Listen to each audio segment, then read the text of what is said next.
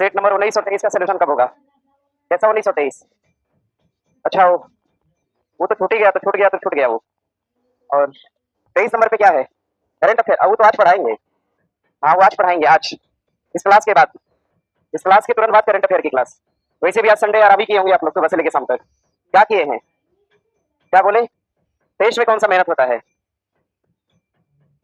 देश में तो आराम ही है, गोला भरना है खाली। क्या संडे के दिन काम होता है? तो की जगह होगा सब 11 बजे, तो काम इकट्ठा होगा ही।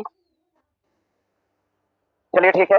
एक छात्र बोल रहे हैं कि सर थोड़ा सा ऐसे रुक, अब देखो पैमाना ये सब मुझे नहीं आता है। एक छात्र बोल रहे हैं कि ठीक पढ़ाते हैं, थोड़ा सा 0.05 सेकेंड की स्पीड कम कर दीजिए। अब देखो मानक तो हम निकाल नहीं पाएंगे, पढ़िए, आदत पड़ जाएगी धीरे धीरे। तेज दरअसल पढ़ाना मेरी मजबूरी है, कौन तेज बोलना चाहेगा? लेकिन तेज पढ़ाने का मतलब क्लास होती है। अब सोचिए क्लास लंबे समय से बंद है बीपीएससी वाले में, अब तो मंडे से आप लोग की क्लास लगातार फास्ट ही चलेगी, क्योंकि उसमें क्लास अब कंटिन्यू कर दिए हैं। और कमेंट नीचे करिए क्या मोबाइल चलाते हैं? कोयला भंडारण में स्टेट कौन सा है? अभी तो पुराना डेटा मुझे मार्च का पता है, अगर बदला हुआ हो तो फिर, वैसे नहीं बदला है, वही है, झारखंड है, ध्यान दीजिएगा। अच्छा उड़ीसा हुआ है, कब हुआ है?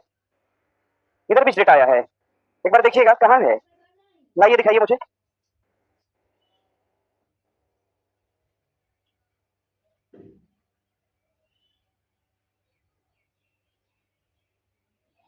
क्या चीज? झारखंड दिखा रहा है। मार्च में एक डेटा आया था, बता देते हैं, आप देख लीजिएगा आप लोग। मार्च 2025 में एक डेटा आया था, उसमें कहा गया भंडारण हो चाहे उत्पादन हो, दोनों में टॉप पे झारखंड ही है। बाकी आप लोग बदलना चाहे तो मुझे कोई दिक्कत नहीं। और क्या बोल रहे हैं? चलिए ठीक है, कमेंट हटाइए ऑनलाइन वालों का। अरे क्या उड़ीसा बोल रहे, लाइए मेरे पास, लाइए। क्या है? लाइए देखिए। अरे यार हम यहाँ से काहे माने कि उड़ीसा, लीजिए पकड़िए। चलिए पढ़ना शुरू करते हैं। सतत विकास लक्ष्य रिपोर्ट सन 2025 की बात कर रहा है। दिया है के अनुसार सही कथन का चयन करिए। सतत विकास लक्ष्य रिपोर्ट सन 24 जून 2025 को जारी किया गया, बात सही है क्या? और ऐसा है मटेरियल में है ना ये क्वेश्चन। ठीक है, सतत विकास लक्ष्य को 24 जून सन 2025 को जारी किया गया। ध्यान दीजिएगा, सतत विकास लक्ष्य 2025 में सिर्फ 3 स्थान पर क्रमशः डेनमार्क, स्वीडन और फिनलैंड रहा, बात सही है क्या? ध्यान दीजिएगा, सिर्फ 3 स्थान पर, सबसे ऊपर कौन रहा? तो फिनलैंड। कौन रहा? फिनलैंड। सबसे ऊपर के हिस्से पर रहा फिनलैंड, उसके बाद कौन रहा? तो स्वीडन। और स्वीडन के बाद कौन रहा? तीसरे नंबर पे रहा आपका डेनमार्क। ध्यान दीजिएगा, यानी सेकंड नंबर स्टेटमेंट आपका क्या होगा? रॉन्ग हो जाएगा, गलत हो जाएगा। दूसरा स्टेटमेंट गलत है। आगे बढ़िएगा, सतत विकास में भारत 67 अंकों के साथ 99वें स्थान पे है, बात अपने आप में क्या है? सही है। ध्यान दीजिएगा, पूछा क्या है, कौन सा ठीक है? तो 1 और 3 सही हो जाएगा। 1 और 3 सही है। ध्यान दीजिएगा, अगर हम सतत विकास की बात करते हैं, सतत विकास, अगर हम सतत विकास की बात करेंगे, सतत विकास, सतत विकास की अगर हम बात करते हैं तो ध्यान दीजिएगा, सतत विकास एक कमीशन बना था, एक समिति बनी थी, सतत विकास पर एक समिति बनी थी जिसको हम कहते हैं ब्रूंडलैंड आयोग। ब्रूंडलैंड आयोग नाम से एक कमेटी बनी थी, ध्यान दीजिएगा।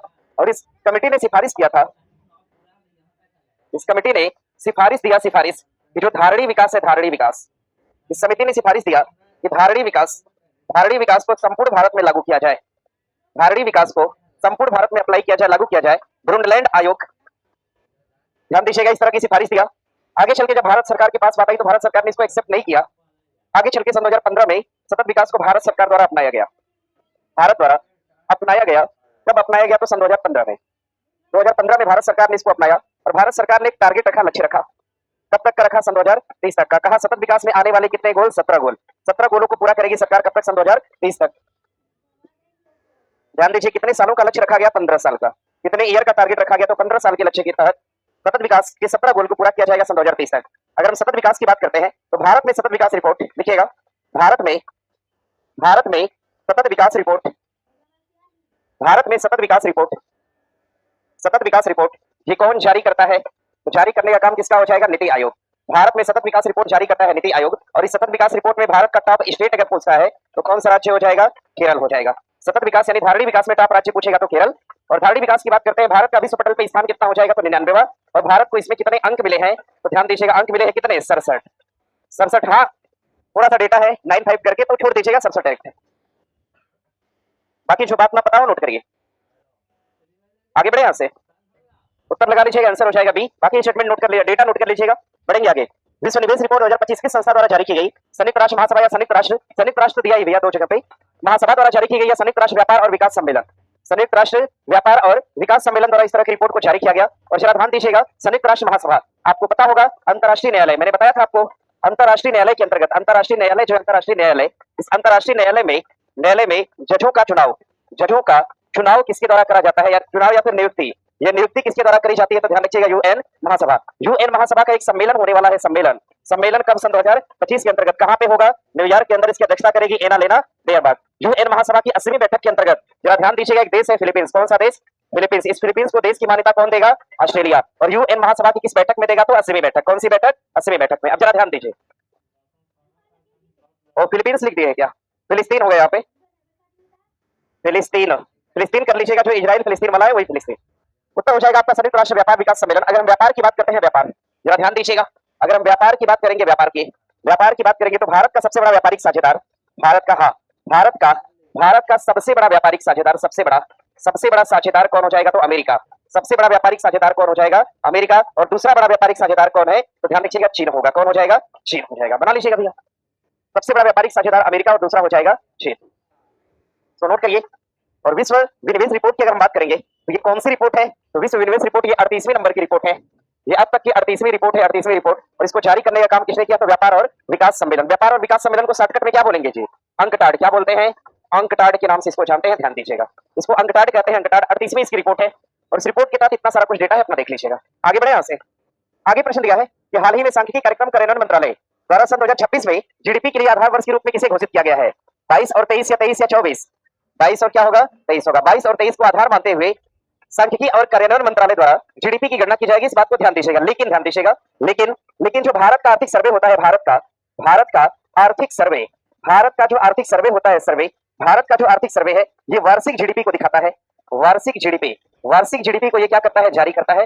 भारत का आर्थिक सर्वे वार्षिक जीडीपी को जारी करता है, और आर्थिक सर्वे जो जीडीपी जारी करता है, उसका आधार वर्ष अगर आर्थिक सर्वे ने अगर सन 2025 के लिए जीडीपी को जारी किया है, तो इसका आधार वर्ष कितना हो जाएगा, सन 2024 और 25 होगा। ध्यान दीजिएगा, यानी इकोनॉमिक सर्वे जो जीडीपी जारी करेगा, अपना आधार वर्ष रखता है 24 और 25। यानी जिस साल के लिए जीडीपी आएगी, अगर 26 के लिए जीडीपी आती है तो 25 और क्या होगा, 26। 27 के लिए जीडीपी आएगी तो 26 और क्या होगा, 27 होगा। इसका आधार वर्ष ध्यान दीजिएगा। बाकी कार्यान्वयन और सांख्यिकी मंत्रालय ने आधार वर्ष के रूप में किसको माना है, तो 22 और 23 को माना है। इसको ध्यान दीजिएगा। अगर हम जीडीपी की बात करते हैं, देश की सीमा के अंदर, देश की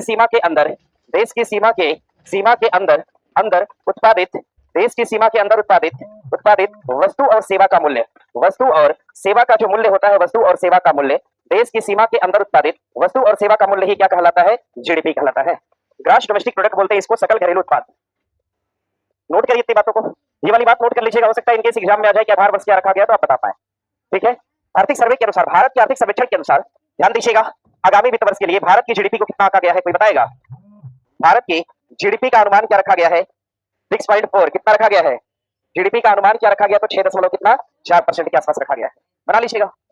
बाकी सबका डेटा अलग अलग है, आईएमएफ का अलग है, वर्ल्ड बैंक का अलग है, कभी बात करेंगे, अभी कल मैंने पढ़ाया था, इसलिए आप 2-3 दिन बीतते दीजिए, एक बार रिकॉल करवा देंगे। आगे प्रश्न दिया है कि प्रत्यक्ष विदेशी निवेश 2024 और 25 के तहत भारत में शीर्ष हिस्सेदार देश कौन सा है।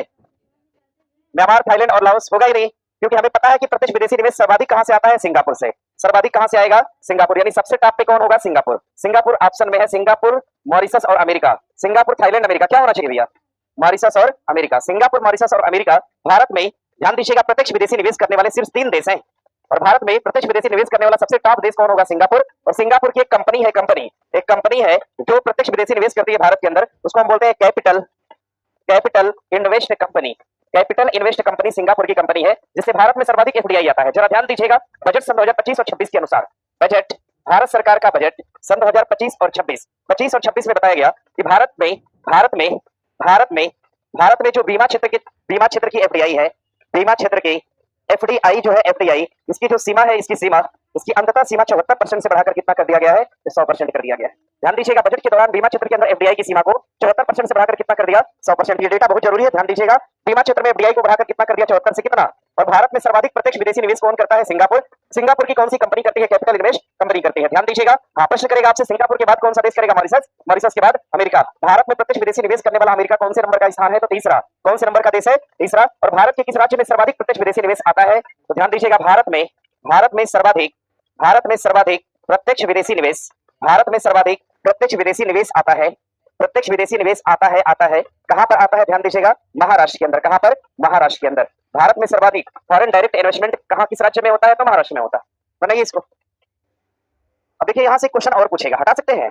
अगर हम एफडीआई की बात करते हैं, अगर हम एफडीआई की बात करेंगे, एफडीआई से देखिए क्वेश्चन जो भी हो सकता था करंट का मैंने सब बता दिया है, ठीक है। बीमा क्षेत्र की एफडीआई ध्यान दीजिएगा, एग्जाम में पूछ रखा है। बीमा क्षेत्र की एफडीआई को 74% से बढ़ाकर कितना किया, और भारत के किस राज्य में सर्वाधिक एफडीआई आता है, महाराष्ट्र। और एफडीआई पूछेगा भारत में कौन सा देश सर्वाधिक देता है, सिंगापुर। सिंगापुर की कंपनी पूछेगा कैपिटल इन्वेस्ट कंपनी, और सिंगापुर के बाद कौन, मॉरिशस के बाद कौन, अमेरिका। प्रत्यक्ष विदेशी निवेश करने वाले देशों में अमेरिका का स्थान क्या है, तीसरा। कौन सा स्थान है, तीसरा। और पहले नंबर पे कौन सा है, सिंगापुर। एफडीआई को हम बोलते हैं प्रत्यक्ष विदेशी निवेश, प्रत्यक्ष विदेशी निवेश, फॉरेन डायरेक्ट इन्वेस्टमेंट, प्रत्यक्ष विदेशी निवेश, प्रत्यक्ष विदेशी निवेश, प्रत्यक्ष विदेशी निवेश। प्रश्न करेगा विश्व में किस देश का प्रत्यक्ष विदेशी निवेश सबसे ज्यादा है, लिखिएगा विश्व में, विश्व में, विश्व में सर्वाधिक प्रत्यक्ष विदेशी निवेश वाला देश, सर्वाधिक प्रत्यक्ष विदेशी निवेश वाला देश, विदेशी निवेश वाला देश, सर्वाधिक प्रत्यक्ष विदेशी निवेश वाला देश कौन सा हो जाएगा, तो अमेरिका। कौन होगा भैया, अमेरिका होगा। सर्वाधिक प्रत्यक्ष विदेशी निवेश वाला देश कौन हो जाएगा, अमेरिका। यानी सर्वाधिक लोग कहां इन्वेस्टमेंट करना चाहते हैं, तो अमेरिका, क्योंकि अमेरिका में आप इन्वेस्ट करते हैं जो वहां से आउटपुट निकल के आएगा वो डॉलर होगा। समझ रहे हैं, कारण यही है भाई, हम पैसा वहीं पे लगाना चाहेंगे जहां से मुझे ज्यादा बेनिफिट हो।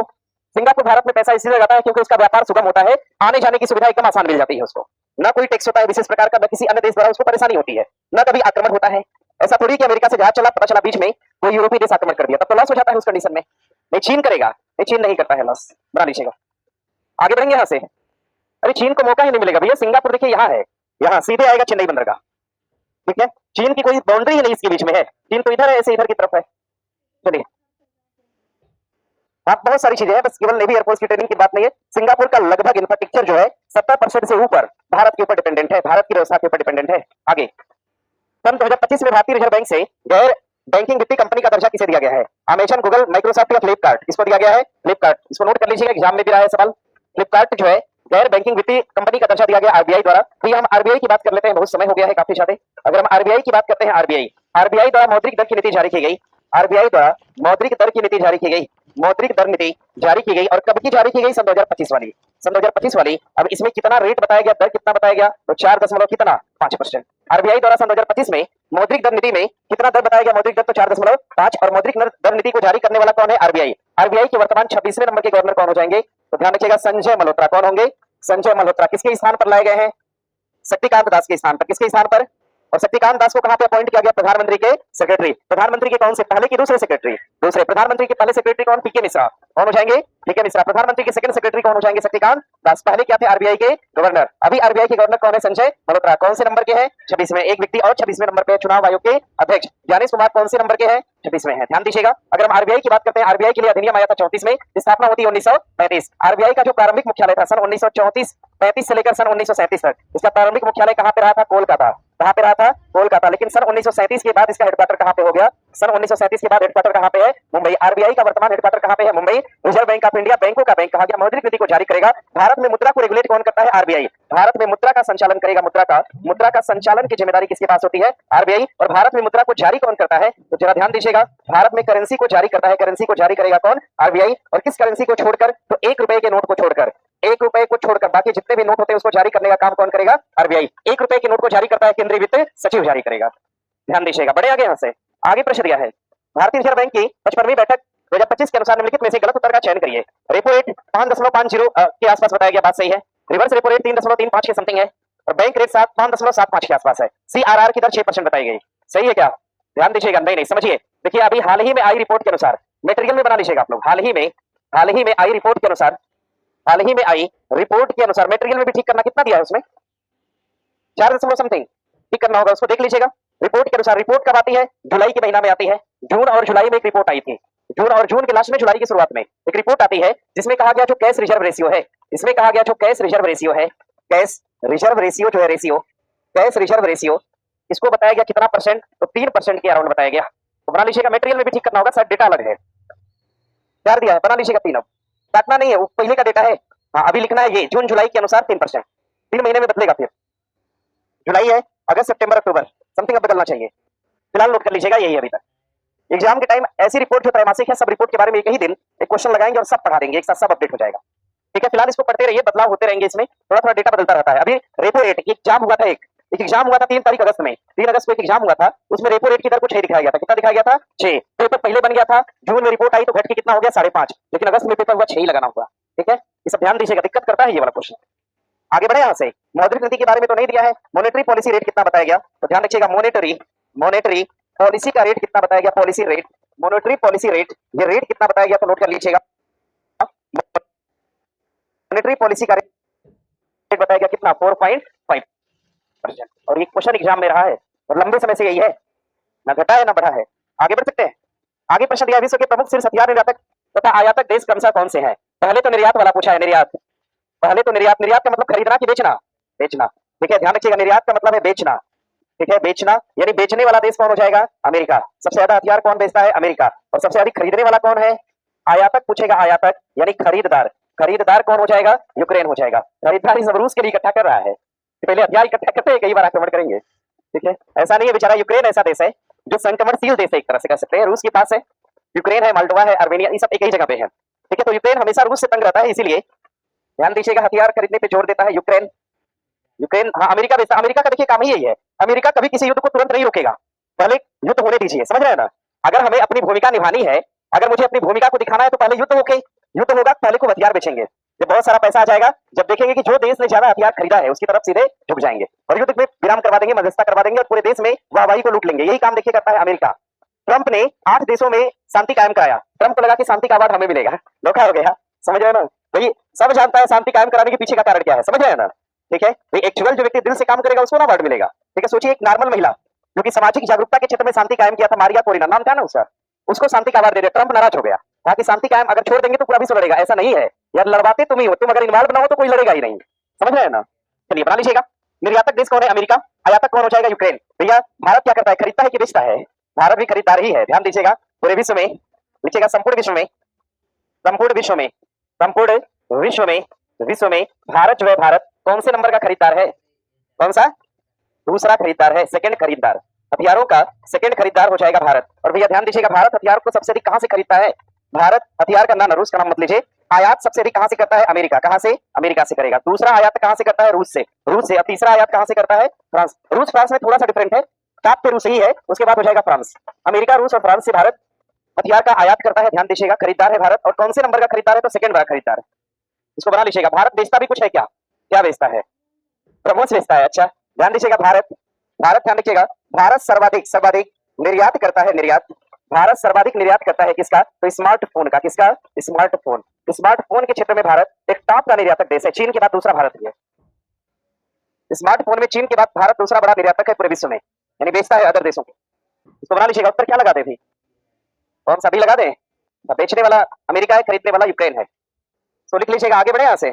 और रक्षा सुधारों का वर्ष पूछेगा तो कौन सा वर्ष है, 2025। 2025 को रक्षा सुधार का वर्ष कौन घोषित किया, तो राजनाथ सिंह रक्षा मंत्रालय द्वारा घोषित किया गया। ध्यान दीजिएगा। आगे प्रश्न है कि 19वां ग्लोबल जेंडर गैप 2025 के तहत कथनों पर विचार करिए। ग्लोबल जेंडर गैप रिपोर्ट विश्व आर्थिक मंच द्वारा जारी किया जाता है, बात सही है क्या, ठीक है। वर्ल्ड इकोनॉमिक फोरम द्वारा इसको जारी किया जाता है। 148 देशों में शीर्ष पर आइसलैंड है, बात सही है, ठीक है, ही लग रहा है। आगे इसमें भारत का स्थान 131वां है, सही है, तो सब सही हो गया। लगा लीजिएगा उत्तर कौन सा, एक और ग्लोबल जेंडर गैप की बात कर रहा है, देख लीजिएगा। भैया जरा ध्यान दीजिए, प्रश्न करेगा हैप्पीनेस में टॉप पे कौन है, हैप्पीनेस, हैप्पीनेस में टॉप पर कौन है, हैप्पीनेस में टॉप पे कौन है, फिनलैंड। कौन सा हो जाएगा, फिनलैंड। भारत का स्थान क्या है इसमें, भारत का स्थान 100 कितना, 18। पीस इंडेक्स में पूछेगा, पीस इंडेक्स, भारत का स्थान कितना, 100 कितना, 15। भारत का स्थान 115। हंगर इंडेक्स में, हंगर, हंगर, हंगर में भारत का स्थान पूछेगा तो कितना, 100 कितना, 2। पहले कितना था, 105, 105 से घट के कितना हुआ, 102। पर्यावरण में पूछेगा, एनवायरमेंट, एनवायरमेंट में पूछेगा, एनवायरमेंट में भारत का स्थान कितना, 176। कितना होगा, 176। ध्यान रखिएगा। ऊर्जा फायर पावर इंडेक्स में, फायर पावर में भारत का स्थान, फायर पावर इंडेक्स में भारत का स्थान क्या है, चौथा। कौन सा स्थान है, चौथा। और एशिया फायर पावर इंडेक्स में भारत का स्थान क्या है, तीसरा। एशिया में पूछेगा, एशिया, एशिया पावर इंडेक्स में भारत का स्थान क्या है, तो तीसरा। कौन सा स्थान है, तीसरा। पासपोर्ट में भारत का स्थान क्या हो जाएगा, ध्यान दीजिएगा, पासपोर्ट में भारत का स्थान होगा कितना हो जाएगा, 85। पासपोर्ट में स्थान इससे पहले 77 हुआ था, फिर बढ़ के कितना हो गया, 85 हो गया। ध्यान दीजिएगा। जलवायु परिवर्तन, क्लाइमेट चेंज पूछेगा, क्लाइमेट चेंज में भारत का स्थान 10। क्लाइमेट चेंज में भारत का स्थान कितना होगा, तो 10 नंबर हो जाएगा भारत का स्थान क्लाइमेट चेंज में। और ह्यूमन डेवलपमेंट इंडेक्स एचडीआई में भारत का स्थान कितना है, एचडीआई में कितना है, 130। एचडीआई में स्थान कितना है, 130। जेंडर गैप में पूछेगा तो कितना, 131। जेंडर गैप में स्थान पूछेगा, जीपी में स्थान पूछेगा 131। और सस्टेनेबल डेवलपमेंट ऑफ गोल में स्थान कितना है, तो 99। कौन सा स्थान है, 99वां स्थान है। ये सब डेटा ध्यान रखिएगा। आगे बढ़ेंगे। डीआईसीपी 2025 के अनुसार शीर्ष 3 परमाणु हथियार से संपन्न देश क्रमशः कौन से हैं, रूस, अमेरिका और चीन। चीन, अमेरिका और रूस, ब्राजील, फ्रांस, स्पेन या यूएसए, मेक्सिको और कनाडा। क्या होना चाहिए, ए होगा, रूस, अमेरिका और चीन। यानी सबसे अधिक परमाणु हथियार कौन रखता है, उसके बाद कौन, अमेरिका के बाद चीन रखता है, ठीक है। ध्यान रखिएगा। परमाणु हथियार में लिखिएगा, परमाणु हथियार, इसके बारे में पूरा बताएंगे, नोट करिए। परमाणु हथियार में शीर्ष, परमाणु हथियार में शीर्ष पर परमाणु हथियार में शीर्ष पर, सबसे शीर्ष पे कौन हो जाएगा? रूस होगा।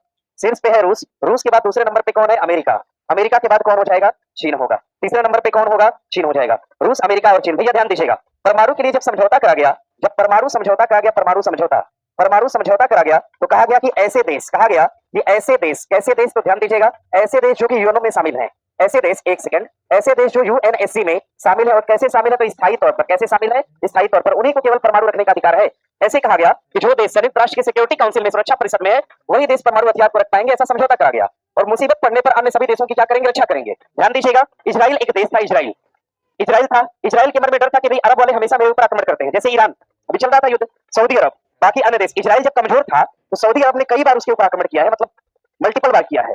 तो इजराइल के मन में हमेशा ये डाउट रहता था कि अगर हम परमाणु संपन्न नहीं होंगे तो कल को मुझे बचाने कोई नहीं आएगा, क्योंकि इजराइल को अपनी पृष्ठभूमि पता थी कि वो किसी और देश की सीमा पर बसा हुआ है या किसी और देश की जमीन पर बसा हुआ, उसको पृष्ठभूमि अपनी पता थी। तो इजराइल ने अपने सैन्य इंफ्रास्ट्रक्चर को बढ़ाने के लिए सैनिकों की बहुत ज्यादा मात्रा में भर्ती करना शुरू कर दिया। जैसा कि आपने पढ़ा हुआ कि इजराइल का हर घर से एक व्यक्ति क्या है? सैनिक है। तो ऐसा है भी। और इजराइल ने क्या किया, जब इन 4 देशों ने समझौता कराया, 5 देशों ने, 5 देश इसमें थे, समझौता कराने वाले कौन थे? तो ध्यान रखिएगा, चीन था, फ्रांस था, रसिया था, ब्रिटेन था, और कौन था? अमेरिका। इन 5 देशों ने समझौता कराया। तो इजराइल ने कहा कि हमें जर्मनी से दिक्कत है, कहा कि भाई आप ही लोग नहीं आक्रमण करेंगे, चीन नहीं करेगा, फ्रांस नहीं करेगा, रूस नहीं करेगा, ब्रिटेन नहीं करेगा, अमेरिका नहीं करेगा, कल को जर्मनी कर दिया तो ठीक है। तो अमेरिका ने कहा कि चलो ठीक है, अगर ऐसी बात है तो काम करते हैं, हम एक संगठन बनाते हैं जिसका नाम हम रखते हैं P5। ध्यान दीजिएगा, P5। तो कहा कि P5 में तो आप ही 5 लोग हैं, तो कहा नहीं, P5+1, यानी +1 में हम किसको जोड़ लेते हैं? जर्मनी को जोड़ लेते हैं। लो, अब ये 6 देश हो गए, और इन 6 देश में कोई भी देश हमारे ऊपर आक्रमण नहीं करेगा, ऐसा एक एग्रीमेंट साइन किया गया इजराइल के साथ। ध्यान दीजिएगा, जिसको हम इजराइल अमेरिका समझौता के नाम से जानते हैं। परमाणु को लेकर समझौता था। इजराइल ने कहा कि अगर आप लोग हमें संरक्षण नहीं देंगे तो हम परमाणु बम बनाएंगे, ठीक है। तो अमेरिका ने कहा कि ठीक है, हम संरक्षण देंगे, जर्मनी से भी तुम्हारी रक्षा करेंगे। लेकिन इनकेस कुछ समय बाद ऐसा हुआ कि P5 संगठन से अमेरिका बाहर हो गया।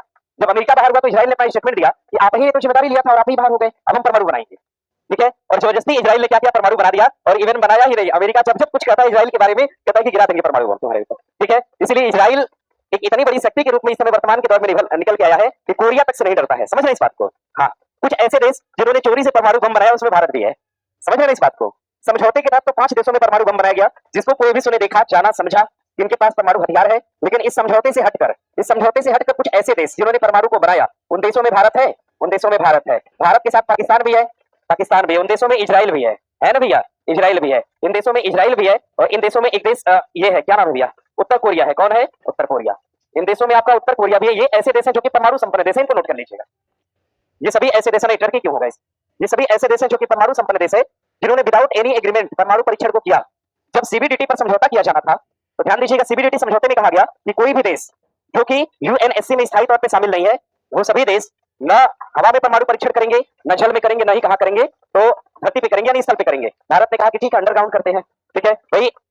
भूमिगत परीक्षण की तो बात करी नहीं गई थी, केवल कहा गया हवा में, पानी में और स्थल पे नहीं करना है। भाई यही 3 तो जगह है जहां परीक्षण कर सकते हैं, ठीक है। इंदिरा गांधी ने दिमाग लगाया, कहा भूमि के नीचे करो, ठीक है। बाकी जो होगा देखा जाएगा। आगे चल के फिर कहा गया, संशोधित करते हुए कहा गया कि नहीं, ये शर्त नहीं है। अगर शर्त है भी कि जल, नभ और थल पे नहीं करना है, तो आपको एक बार परीक्षण करने से पहले इन यूएनएससी के देशों को क्या करना होगा? सूचित करना होगा, ठीक है। जरा ध्यान दीजिएगा, अगर सूचित कर देंगे तो ये सब बनाने देगा कभी? परमाणु नहीं बनाने देगा। चलिए, भारत को यहाँ शामिल नहीं होने देता है, सब परमाणु बम बनाना तो दूर की बात है। आगे बढ़े यहाँ से। उत्तर क्या लगाना चाहेंगे? उत्तर ए हो जाएगा, रूस, अमेरिका और चीन हो जाएगा। चीन, अमेरिका और रूस, ये तो गलत हो जाएगा। ब्राजील, फ्रांस, यूएसए, मेक्सिको और कनाडा देख के याद आया क्या? फीफा है ना, फीफा कब का? सन 2026 का। सन 2026 वाला फीफा कहां पर? मेक्सिको, कनाडा और कहां पर? अमेरिका। और भैया सन 2026 का जो 22 वाला जो फीफा है, ये कहां पर हुआ था? दोहा, कतर में। कहां पर? दोहा, कतर। और 26 वाला कहां पर? मेक्सिको, अमेरिका और कहां पर? कनाडा के अंदर। और ध्यान दीजिएगा, इस फीफा से बाहर करा गया रूस को, करा गया है ना, रूस, पाकिस्तान और कांगो, रूस, पाकिस्तान और इन तीनों को यहां से क्या किया गया? बाहर। और गैर एक सदस्य इसमें शामिल हुआ, जिसका नाम क्या है? जापान। क्या नाम है? जापान। चलिए आगे। पहला संयुक्त राष्ट्र ग्लेशियर संरक्षण शिखर सम्मेलन 2025 का आयोजन कहां किया गया? दुशांबे में, कजान रूस, कुआलालंपुर मलेशिया या पर्थ ऑस्ट्रेलिया? उत्तर क्या होना चाहिए? Dushanbe, Kazakhstan. प्रश्न करेगा आपसे, ग्लेशियर का अंतरराष्ट्रीय वर्ष, ग्लेशियर का अंतरराष्ट्रीय वर्ष, ग्लेशियर का अंतरराष्ट्रीय वर्ष किस वर्ष को घोषित किया गया? सन 2025। सन 2025 के वर्ष को ग्लेशियर के अंतरराष्ट्रीय वर्ष के रूप में घोषित किया गया। भैया ध्यान दीजिएगा, जरा ध्यान दीजिएगा, कुछ ग्लेशियर चर्चा में थे, जिसमें कि ग्लेशियर है याला ग्लेशियर, हाल ही में चर्चा में रहा था। ये याला ग्लेशियर कहां पे है? नेपाल में है। कहा गया ग्लेशियर तेजी से पिघल रहा है, एक समय खत्म हो जाएगा। आगे कजान रूस की बात करते हैं। कजान रूस, तो ब्रिक्स की एक समिट होती है, कौन से नंबर की? 16वीं समिट होती है। समिट किसकी समिट होती है? तो ब्रिक्स की 16वीं समिट कहां पर? कजान रूस। भारत ऑस्ट्रेलिया की बात करते हैं। आश्रा हिंद का नाम सुना होगा आपने, सुना है ना? आश्रा हिंद अभ्यास कब का? सन 2025 का। सन 2025 का आश्रा हिंद अभ्यास कहां पर? पार्थ ऑस्ट्रेलिया। कुआलालंपुर मलेशिया की अगर हम बात करते हैं भैया, ध्यान दीजिएगा, आसियान, कौन सा? आसियान सन 2025 मलेशिया, कुआलालंपुर के अंदर। बना लीजिए। करंट अफेयर में कोई समस्या नहीं है ना, 80% स्कोर ले जाना अपने आप में एक बड़ी बात है, समझ रहे हैं ना। उसमें डाला गया 10 क्वेश्चन ऐसा भी था जो मुझे नहीं आ रहा था, यानी हम भी लगाते तो कितना करते उसमें, समथिंग 90 88 89 यही करते, और आप लोग उस स्कोर को 81 लेकर कितना गए हैं, 81 लेकर गए हैं। और जान लीजिए एक बहुत बड़ी उपलब्धि है, कोई भी टेस्ट आप लोग खोल लीजिएगा, कोई भी टेस्ट संस्थान में होने वाला ऊपर से लेकर नीचे तक, मतलब जो भी टेस्ट हो, कोई भी टेस्ट खोल लीजिएगा और एक ऐतिहासिक स्कोर आपका है। मैंने देखा है कि 20 ऐसे छात्र होते हैं हर टेस्ट में -3 नंबर तक जाता है, ऐसा है। और मुझे लगता है कि करंट अफेयर में 2-3 ऐसा विद्यार्थी हुआ जिसका नंबर कम आया है, माइनस में भी गया है कोई, एक दो ऐसे छात्र हैं जो कि माइनस में गए। अब हंस रहे हैं सब, हंसने की बात हमने नहीं कहा, हमने ये कहा कि माइनस में जाने वाले छात्रों की संख्या कम हुई इस टेस्ट में, ठीक है। देखो ये एक प्रकार की उपलब्धि, करंट अफेयर में 80% की एक्यूरेसी यार छोटी बात नहीं होती, बहुत बड़ी बात है, ठीक है। अपने आप पर गर्व करिए जो 81 नंबर लाया है, बाकी सार्वजनिक करेंगे हम जिस दिन आप लोग को गिफ्ट देना होगा। सर कोई सोच रहे हैं बुला एक दिन क्लास में, उन्हीं के टर्न में लगवा देते हैं, ठीक है। हाँ, आप लोग का रिजल्ट मिल गया होगा सबको, आंसर की जारी नहीं करते हैं, पढ़ा देते। आंसर की जानते हैं हम क्यों नहीं जारी करते हैं, कारण है, देखिए आंसर की जारी कर देंगे, छात्र फिर डिस्कशन सुनने आएगा ही नहीं, उसमें मेरा लॉस होता है। लॉस का मतलब समझ आए क्या है, हम इतना मेहनत से पेपर बनाते हैं और पढ़ाते हैं, अगर आप लोग स्कोर 80 81 ना ले जाके 60 65 लाए होते तो मेरा उसमें लॉस होता। लॉस ये होता कि परफॉर्मेंस दिखती नहीं तो मेरा मनोबल डाउन होता फिर। लेकिन आप लोगों ने बहुत बेहतर किया है, सेकंड टेस्ट के लिए तैयार रहिएगा, आज से लगभग कितने दिन बाद, तो 15 दिन बाद, ठीक है। हाँ क्या चीज, मंथ यही रहे, अब 15 दिन का मतलब यही ना मंथ है। हाँ क्या वो बताएंगे, अभी थोड़ी सार्वजनिक घोषणा, एक आध सप्ताह पहले होगी, अपना पढ़ते रहिएगा लगातार, उस टेस्ट में आइएगा। और 91 का एक्सपेक्टेशन होना चाहिए, 91 नंबर, ठीक है, 91 नंबर का एक्सपेक्टेशन, ठीक है। बाकी ठीक है, इसको बना लीजिएगा। अब करंट अफेयर आप लोग कहीं से भी उठाएंगे, किसी का भी करंट अफेयर 10 सवाल उठाएंगे तो निश्चित तौर पे उसमें 6-7 सवाल आपका पढ़ा ही होगा, निश्चित तौर पे पढ़ा होगा, आप लोग ट्राई मार सकते हैं। नहीं पढ़ा होगा तो उसको जरूर मुझे भेजिए, मैं खुद देखूंगा कि मेरी चूक कहां पे हुई है, ताकि पता तो चले मुझे। बाकी बना लीजिएगा, डे बाय डे आप लोग को मैंने पढ़ा रखा है। आगे देखिए प्रश्न दिया है, इसमें बना लीजिएगा, सभी ऑप्शन को मैंने टेकल कर लिया। सामाजिक विकास के लिए तृतीय विश्व शिखर सम्मेलन के संदर्भ में निम्नलिखित तत्वों पर विचार करिए, इसका आयोजन दुबई में किया गया, बात सही है क्या। सामाजिक विकास के लिए द्वितीय शिखर सम्मेलन का आयोजन दुबई में किया गया, दुबई में इसका आयोजन नहीं किया गया था भैया, थोड़ा सा मुझे दिक्कत लग रहा है, एक बार देख लीजिएगा। सही है, कहां पर, गोवा में, अरे नहीं समझ पा, दोहा में, ओ लिख लीजिएगा। हाँ मुझे थोड़ा सा डाउट लग रहा था इससे, दोहा में, अरे दोहा कतर ना, ठीक है, ध्यान दीजिएगा इसको, यानी स्टेटमेंट पहला आपका गलत है। यह शिखर सम्मेलन संयुक्त राष्ट्र के तत्वाधान में नवंबर सन 2025 में आयोजित किया गया, बात अपने आप में क्या है, सही है। दूसरा ऑप्शन सही हो जाएगा, बाकी पहला गलत है आपका।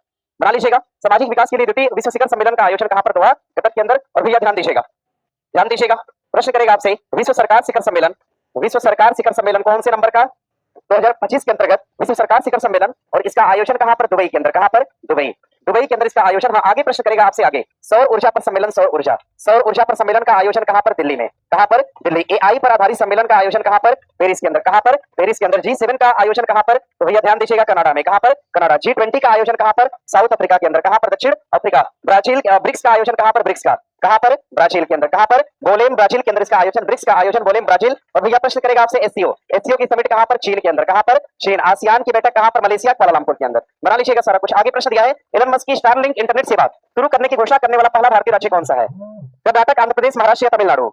उत्तर कौन होगा, महाराष्ट्र। स्टारलिंक एक सेवा है, जैसे जियो ने लाया 5G 4G ऐसे करके लाता है, तो इसने अपना एक अलग ही वर्जन निकाला, स्टारलिंक एक सेवा की शुरुआत करने वाला पहला राज्य कौन सा हो जाएगा, महाराष्ट्र। ये इंटरनेट सेवा किसकी है, तो एलन मस्क। अब सोचिए एलन मस्क बनाया है तो डाउट तो कर नहीं सकते कि स्पीड क्या होगी, ठीक है, थोड़ा कॉस्टली होगा लेकिन फास्ट होगा। जियो से तो ठीक ही होना चाहिए। बाकी हम एलन मस्क की बात करते हैं, एलन मस्क की बात करेंगे। एलन मस्क सबसे अमीर व्यक्ति पूरे विश्व में सबसे अमीर, यानी अरबपतियों की सूची में क्या है, टॉप पर कौन हो जाएगा, एलन मस्क। इसकी एक पार्टी है, पार्टी का नाम क्या है, अमेरिकन पार्टी का नाम है अमेरिकन पार्टी का नाम अमेरिकन पार्टी। और भैया ध्यान दीजिएगा, तीसरा कंपनी का भी संबंध किससे हो जाएगा, इसी से। और फाल्कन 9 नामक रॉकेट का भी संबंध किससे, एलन मस्क। और ध्यान रखिएगा, स्पेस एक्स की कंपनी है, स्पेस एक्स नामक कंपनी किसके द्वारा बनाई गई, तो एलन मस्क द्वारा बनाई गई, इसको ध्यान दीजिएगा। अमेरिका की एक प्राइवेट अंतरिक्ष कंपनी स्पेस एक्स है, बनाने वाला कौन है, एलन मस्क। और एलन मस्क ने टेस्ला की इकाई लगाने की घोषणा किया था, कहां पर, बंगलुरु में, कहां पर, बंगलुरु। लेकिन इसको क्या कर दिया गया, अस्वीकार किया गया। क्या करा गया, अस्वीकार। भारत के कार मार्केट में काफी ज्यादा गिरावट आती है, इसलिए अस्वीकार किया गया। ध्यान दीजिए, टेस्ला का शोरूम ही खोल दिया, कहां पे खोला, टेस्ला का शोरूम खोल दिया एलन मस्क ने, कहां पर, महाराष्ट्र। ध्यान दीजिएगा, महाराष्ट्र के मुंबई में। आगे तमिलनाडु से दिया है, तमिलनाडु वर्टिकल ब्रिज, याद है ना सभी को, हाँ वर्टिकल ब्रिज, ध्यान रखिएगा, वर्टिकल ब्रिज कहां पर हो जाएगा, तमिलनाडु। वर्टिकल ब्रिज कन्याकुमारी को जोड़ेगा रामेश्वरम से, कहां से, रामेश्वरम। कन्याकुमारी को जोड़ेगा वर्टिकल ब्रिज रामेश्वरम से। और भारत का पहला वर्टिकल ब्रिज कहां से कहां तक, कन्याकुमारी से कहां। और भारत का पहला वर्टिकल ब्रिज किस राज्य में, तो तमिलनाडु। आंध्र प्रदेश के अंदर ध्यान रखिएगा, विशाखापट्टनम, क्या हो जाएगा, विशाखापट्टनम से नियोजित है योग महोत्सव, कौन सा, अंतरराष्ट्रीय योग महोत्सव का आयोजन कहां पर, विशाखापट्टनम। आंध्र प्रदेश का तट है काकीनाडा, कौन सा, काकीनाडा के तट पे एक चक्रवात देखा गया जिसका नाम क्या था, मोहन था। क्या नाम था? मोथा। मोथा नामक चक्रवात कहां पर देखा गया? काकीनाडा तट, आंध्र प्रदेश के अंदर। और भैया ध्यान दीजिएगा, आंध्र प्रदेश की राजधानी कहां पे? अमरावती। भारत का 25वां हाईकोर्ट कहां पे हो जाएगा? अमरावती। कर्नाटक की बात करते हैं, बेंगलुरु। दलहन पर समिट का आयोजन कहां पर? बेंगलुरु। दलहन पर समिट का आयोजन कहां पर? बेंगलुरु। और बाजरा या मोटा अनाज पे समिट का आयोजन कहां पर? बेंगलुरु। ध्यान रखिएगा, एशिया का सबसे बड़ा एयर शो कहां पर? बेंगलुरु। कैंपेगौड़ा एयरपोर्ट, जिसको विंग्स इंडिया प्रोग्राम के तहत बेस्ट एयरपोर्ट का अवार्ड दिया गया, कहां पे है? बेंगलुरु में। और प्रश्न करेगा, स्टेच्यू ऑफ इक्वालिटी कहां पर हो जाएगा?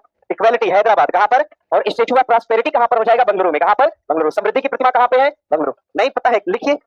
देखिए, समृद्धि की प्रतिमा, समृद्धि की प्रतिमा, समृद्धि की प्रतिमा जिसको हम स्टेच्यू ऑफ प्रॉस्पेरिटी बोलते हैं, समृद्धि की प्रतिमा, ये कैंपेगौड़ा की मूर्ति है। इसमें कैंपेगौड़ा की मूर्ति, कैंपेगौड़ा की मूर्ति स्थापित की गई कहां पर? बेंगलुरु में। अब जरा ध्यान दीजिए, दिक्कत होती है क्या इसमें? ये सब पता है आप लोग को? ये समृद्धि की प्रतिमा, एकता की प्रतिमा, स्टेच्यू ऑफ पीस, सब पता है? चलिए ठीक, इसको बना दीजिएगा। आगे बढ़े यहां से, जरा ध्यान दीजिएगा, सुनिए तो सुनिए। प्रश्न करेगा, स्टेच्यू ऑफ यूनिटी यानी एकता की प्रतिमा, एकता की प्रतिमा, एकता की प्रतिमा है कहां पर? गुजरात में। कहां पे है? गुजरात। इसमें किसकी मूर्ति हो जाएगी? सरदार पटेल। मूर्ति किसकी है? सरदार पटेल की मूर्ति है। आगे दूसरा, दूसरा समानता की प्रतिमा, समानता की प्रतिमा कहां पे हो जाएगा? समानता की प्रतिमा है हैदराबाद में। कहां पर? हैदराबाद। अब याद कर लीजिएगा, केवल इसको हम ऐसे ही बोलते चलेंगे आगे। आज नोट करवा देते हैं, हैदराबाद के अंदर समानता की प्रतिमा।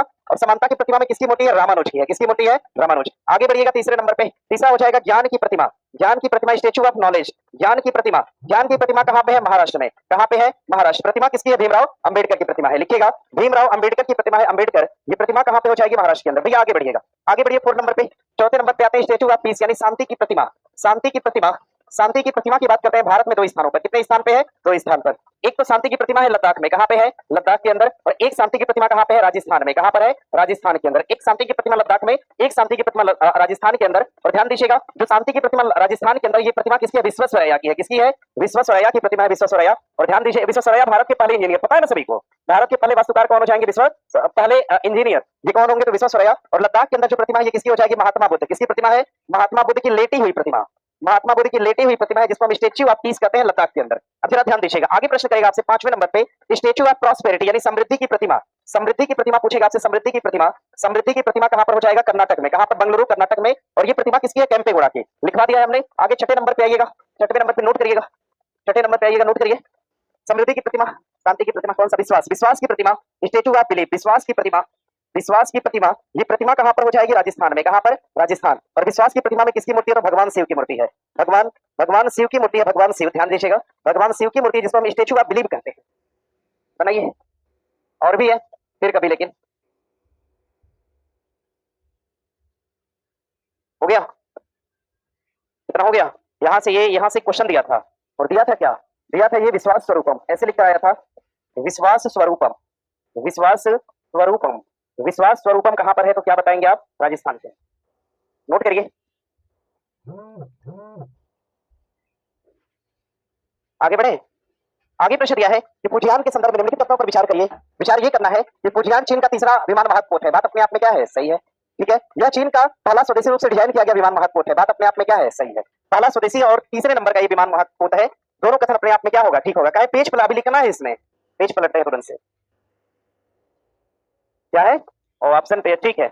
आगे जरा ध्यान दीजिएगा, भारत के प्रत्यक्ष में अगर बात करते हैं, भारत, भारत के संबंध में बात करते हैं, तो ध्यान दीजिएगा, भारत की पहली, भारत की पहली, भारत की पहली स्वदेशी, भारत की पहली स्वदेशी परमाणु पनडुब्बी कौन सी हो जाएगी? तो ध्यान दीजिएगा, भारत की पहली परमाणु स्वदेशी परमाणु पनडुब्बी कौन सी? आईएनएस अरिहंत है। कौन सी है? आईएनएस अरिहंत। और यही पर अगर सेकंड पनडुब्बी पूछ दिया सेकंड, तो कौन सा हो जाएगा? आईएनएस अरिहंत। क्या होगा? आईएनएस अरिहंत, आईएनएस अरिहंत और आईएनएस अरिहंत। सेकंड परमाणु पनडुब्बी पूछेगा तो आईएनएस अरिहंत। भैया ध्यान दीजिएगा एक बात, अगर भारत के परिप्रेक्ष्य में पूछेगा तो भारत का पहला, भारत का पहला, भारत का पहला स्वदेशी, रेड कलर दिख रहा है जी, स्वदेशी विमान वाहक, स्वदेशी विमान वाहक पोत, भारत का पहला स्वदेशी विमान वाहक पोत, ये कौन सा हो जाएगा? विक्रांत। क्या होगा भैया? विक्रांत होगा। भारत का पहला स्वदेशी विमान वाहक पोत कौन सा? विक्रांत। और भारत का सबसे बड़ा स्वदेशी विमान वाहक पोत भी कौन सा? विक्रांत। ये सबसे बड़ा है अपने सेगमेंट का, सबसे बड़ा, सबसे बड़ा विमान वाहक पोत कौन सा हो जाएगा? विक्रांत। भारत के पास, ध्यान दीजिएगा, भारत के पास, भारत के पास, भारत के पास कितने विमान वाहक पोत हैं? कितने विमान वाहक पोत है? विमान वाहक, भारत के पास विमान वाहक पोत की बात करते हैं, विमान वाहक पोत, इसकी संख्या कितनी हो जाएगी? 2। एक तो हो जाएगा आपका विक्रांत, कौन सा होगा? विक्रांत। और दूसरा कौन सा हो जाएगा? विक्रमादित्य। कौन सा होगा? विक्रमादित्य हो जाएगा। एक तो विक्रांत और दूसरा कौन सा? विक्रमादित्य। नोट करिए, कहां बैठे हैं? लिखते नहीं है? कहां लिखे हैं? ये तो कुछ लिखा ही नहीं।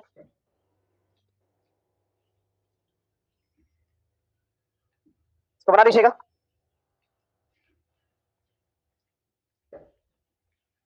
हो गया। आगे बढ़े यहां से, आगे बढ़ा जाए। आईएनएस गुलदार का नाम सुना है आपने? क्या है? पर्यटक के रूप में विकसित किया जाएगा किसको?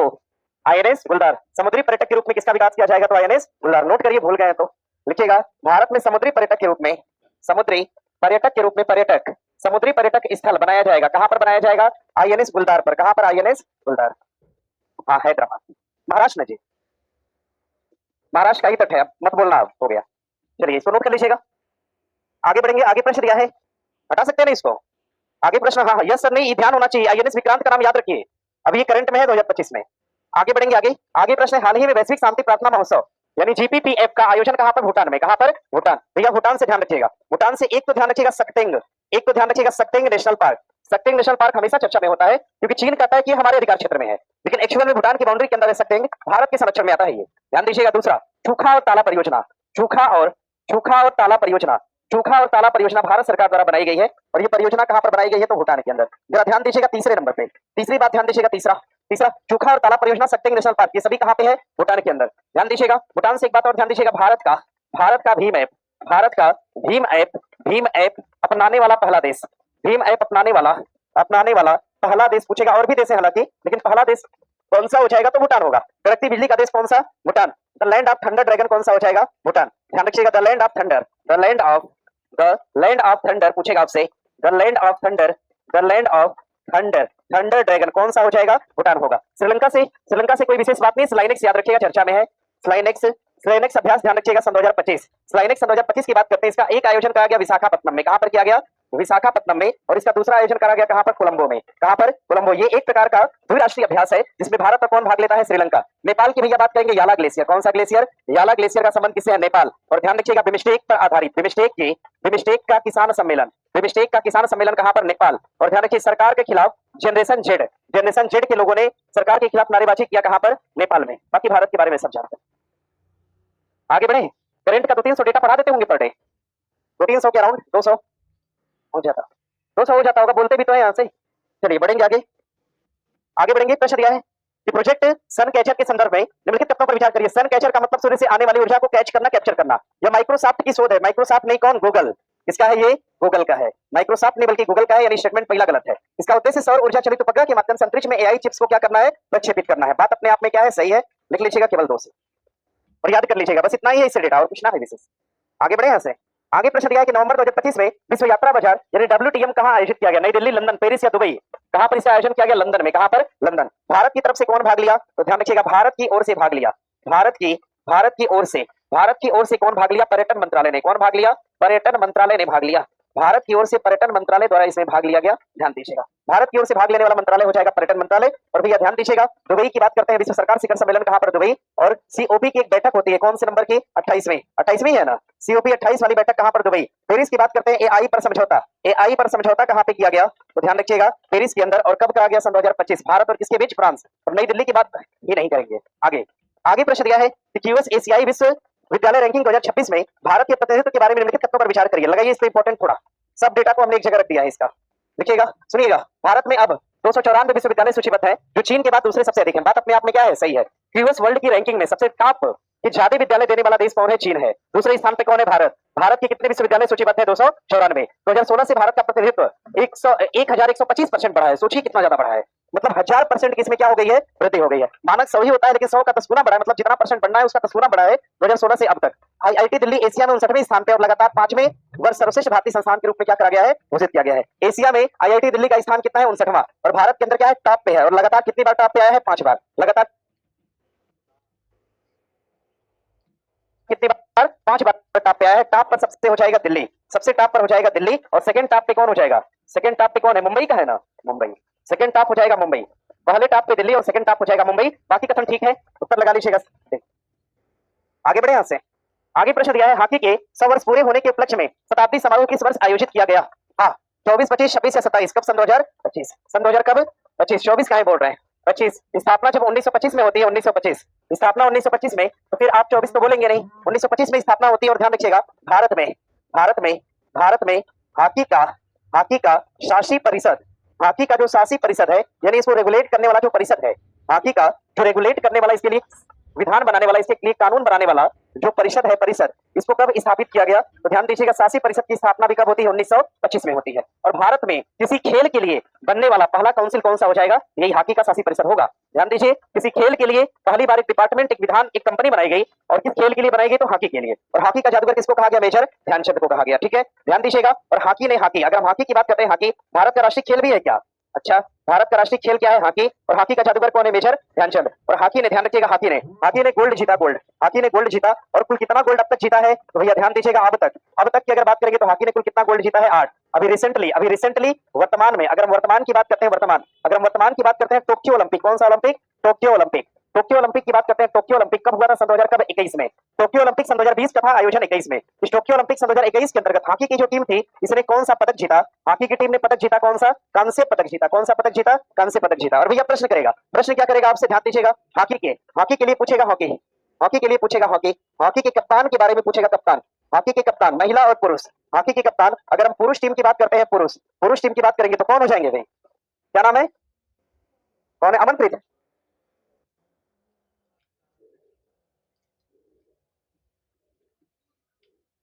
क्या बोल रहे हैं? हरमनप्रीत सिंह। लिखिएगा, हरमनप्रीत, अब मत बोलिए साहब, हरमनप्रीत सिंह, हरमनप्रीत सिंह, हरमनप्रीत, हरमनप्रीत सिंह, हरमनप्रीत सिंह। ध्यान दीजिएगा। और अगर महिला की बात करते हैं, महिला की बात करते हैं, महिला टीम की कप्तान रानी रामपाल। कौन होंगी? रानी रामपाल। महिला की बात करते हैं, महिला की बात करते हैं, महिला टीम की कप्तान रानी रामपाल। कौन होंगी? रानी रामपाल। महिला टीम की बात करेगा रानी रामपाल, और पुरुष टीम की बात करेगा तो हरमनप्रीत सिंह। और ध्यान दीजिएगा ना, देखिए दिक्कत होता है, दिक्कत काहे होता है पता है? जैसे देखिए, ये पुरुष है हरमनप्रीत सिंह, और जो क्रिकेट का है, क्रिकेट वाला, क्रिकेट में जो महिला है ना, महिला कैप्टन, ये कौन है? तो हरमनप्रीत कौर है, हरमनप्रीत कौर। ध्यान दीजिएगा, देखिए थोड़ा सा अंतर है, अंतर बना के रखिएगा, बाकी नोट कर लीजिएगा। हो गया, आगे बढ़े। सुल्तान अजलन शाह कप का संबंध किससे हो जाएगा?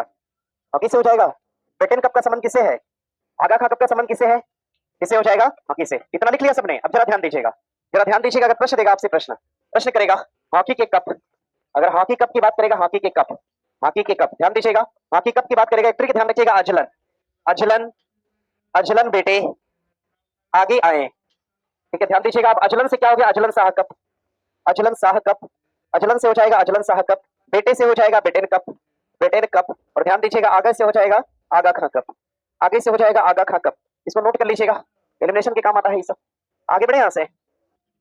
ऐसा क्या लिखा है हमने, लिख भी लेते सुन के।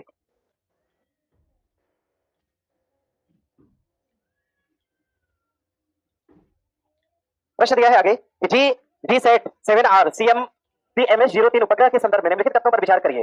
जी सेट 7R भारत का अब तक का सबसे भारी संचार उपग्रह है। बात अपने आप में क्या है? सही है। जरा नोट करिए, इस पे लगाइए थोड़ा सा इंपॉर्टेंट इसलिए लगाने की बात कर रहे हैं कि जो F-16 छोड़ा गया था, याद होगा आप लोग को, F-16 से एक सैटेलाइट छोड़ी गई थी, छोड़ा गया था ना। अरे GSLV F-16 छोड़ा गया था, एक सैटेलाइट NBS-02 छोड़ा गया था ना। इसरो का कौन से नंबर का प्रक्षेपण था? साफ खत्म कर दिया है सब। चलो इस पे लगा लीजिएगा, इंपॉर्टेंट दिया है आपका। इसे भारतीय नौसेना के अंतरिक्ष आधारित संचार को बढ़ाने के लिए डिजाइन किया गया। बात सही है। इसे इसरो ने अपने M5 मिशन पर आधारित LV-M3 रॉकेट का उपयोग करके प्रक्षेपित किया था। तीनों कथन अपने आप में क्या है? सही है। बना लीजिएगा, उत्तर हो जाएगा डी, उत्तर हो जाएगा डी। भैया ध्यान रखिएगा, NVS, हम यही बता रहे थे, NVS-02, NVS-02, इसके लिए एक रॉकेट भेजा गया था। रॉकेट का नाम क्या हो जाएगा? GSLV था कि PSLV था? GSLV F-16। ध्यान दीजिएगा, GSLV F-16। और कौन सा प्रक्षेपात्र था? सौवां प्रक्षेपात्र था ये, सौवां प्रक्षेपात्र। और किसके द्वारा छोड़ा गया था? इसरो द्वारा। अब इसको हल्के में नहीं लेना है, BPSC ने पूछा था और ढंग से पूछा था, मतलब स्टेटमेंट वगैरह सब दिया था। आगे देखिए, प्रश्न दिया है कि ICA वर्ल्ड कोऑपरेटिव मॉनिटर सन 2025 रैंकिंग में दो भारतीय सहकारी कंपनी है, कल पढ़ा रहे थे, कौन है? अमूल है कि नेफेड? इफ्को और अमूल। इफ्को और क्या हो जाएगा? अमूल हो जाएगा। ध्यान दीजिएगा, इफ्को और अमूल, इफ्को खाद की कंपनी है, अमूल दूध की कंपनी है। इन दोनों को ICA वर्ल्ड कोऑपरेटिव मॉनिटरिंग में टॉप का दर्जा दिया गया है, और भारत की टॉप की दर्जा प्राप्त करता यही दो कंपनी और एकमात्र दो कंपनियां हैं। ठीक है, आगे ICC महिला वनडे विश्व कप 2025 के संदर्भ में कथनों पर विचार करिए। ये क्वेश्चन आप लोग को हमने दिया था, एक लाइन में केवल था, आज स्टेटमेंट वाला सीखिए। भारत ने फाइनल में दक्षिण अफ्रीका को 52 रनों से हराया। बात सही है क्या? ध्यान दीजिएगा। और सेमीफाइनल जो था, सेमीफाइनल, अगर हम सेमीफाइनल की बात करते हैं, सेमीफाइनल किसके साथ? ऑस्ट्रेलिया। सेमीफाइनल में किसको हराया? ऑस्ट्रेलिया को हराया। ठीक है, आगे आगे बढ़िएगा। फाइनल 2 नवंबर 2025 को नवी मुंबई में आयोजित किया गया था। बात अपने आप में क्या है? सही है। बात अपने आप में सही है। भारत की पहली आईसीसी महिला वनडे विश्व कप खिताब जीती थी। बात क्या है? सही है। उत्तर लगा दीजिएगा, सही है सभी से। आगे प्रश्न दिया है कि तेजस एलसीए एमके फर्स्ट ए लड़ाकू विमान किस संगठन ने बनाया? डीआरडीओ ने, इसरो ने, भारत डायनेमिक्स लिमिटेड ने कि हिंदुस्तान एरोनॉटिक्स लिमिटेड द्वारा बनाया गया। और हिंदुस्तान एरोनॉटिक्स लिमिटेड का मुख्यालय कहां पर हो जाएगा? कहां पर होगा? बंगलुरु में। कहां पर है? बंगलुरु। और भारत डायनेमिक्स लिमिटेड का भी मुख्यालय कहां पे है? बंगलुरु के अंदर। इसरो का हेडक्वार्टर भी कहां पे है? बंगलुरु के अंदर। और भैया ध्यान दीजिए, डीआरडीओ का मुख्यालय कहां पे हो जाएगा? दिल्ली के अंदर। कहां पे होगा? दिल्ली के अंदर। तो नोट करिएगा। आगे प्रश्न दिया है कि स्वस्थ नारी सशक्त परिवार अभियान 2025 के संदर्भ में निम्नलिखित तथ्यों पर विचार करिए। यह 2 सितंबर से 2 अक्टूबर के बीच आयोजित किया गया था। ये डेटा देखिए थोड़ा गड़बड़ है। ठीक है, ये डेटा थोड़ा ठीक नहीं है। 2 सितंबर से 2 अक्टूबर तक नहीं चला था। हाँ, हालांकि शुरू हुआ था 2 सितंबर को, लेकिन आगे लगभग ये 14 दिवसीय कार्यक्रम था। 2 अक्टूबर नहीं, ये गलत हो जाएगा, यानी स्टेटमेंट पहला गलत है। स्वस्थ नारी सशक्त परिवार अभियान के तहत भारत ने 3 गिनीज वर्ल्ड रिकॉर्ड का खिताब जीता है। बात अपने आप में क्या है? सही है। केवल 2 कथन सही है, बाकी गलत है। आगे बढ़िएगा। आगे दिया है कि सभी बंदरगाहों को डेटा संचालित एआई सक्षम और परस्पर कनेक्टेड बनाने के लिए हाल ही में कौन सा एक फ्रेमवर्क लाया गया? डिजी बंदर, डिजी सागर, डिजी हार्बर या डिजी पटकन? कौन लाया गया भैया? डिजी बंदर। कौन सा लाया गया? डिजी बनाइए। क्वेश्चन एग्जाम में था, एग्जाम से लाया गया ये क्वेश्चन। डिजी बंदर नामक एक पोर्टल शुरू करा गया जिसमें कहा गया सभी बंदरगाह को डेटा संचालित एआई द्वारा क्या करा जाएगा? जोड़ा जाएगा। अब जरा ध्यान दीजिएगा, जरा ध्यान दीजिएगा। हरित प्राधिकरण, हरित प्राधिकरण, हरित प्राधिकरण, हरित प्राधिकरण को अपनाया, हरित प्राधिकरण को अपनाया सबसे पहले कौन अपनाया? तो इंदौर, इंदौर। और ध्यान रखिएगा, green municipal bond, green municipal, green municipal bond, green municipal, हाँ ग्रीन म्युनिसिपल बॉन्ड, ये जारी करता है कौन? जारी किया कौन? तो गाजियाबाद ने। कौन जारी किया? गाजियाबाद, गाजियाबाद ने जारी किया। और भैया ग्रीन आधारित, ग्रीन आधारित, ग्रीन आधारित व्यापार को सुगम बनाने के लिए कौन सा बंदरगाह होगा? तो नहवा सेवा बंदरगाह। कौन सा? नहवा सेवा। बनाइए इसको। उत्तर हो जाएगा डिजी बंदर। एक पोर्टल था। बंदरगाह की बात करेंगे पोर्ट की, बंदरगाह की बात करेंगे सागरमाला परियोजना। कौन सी परियोजना?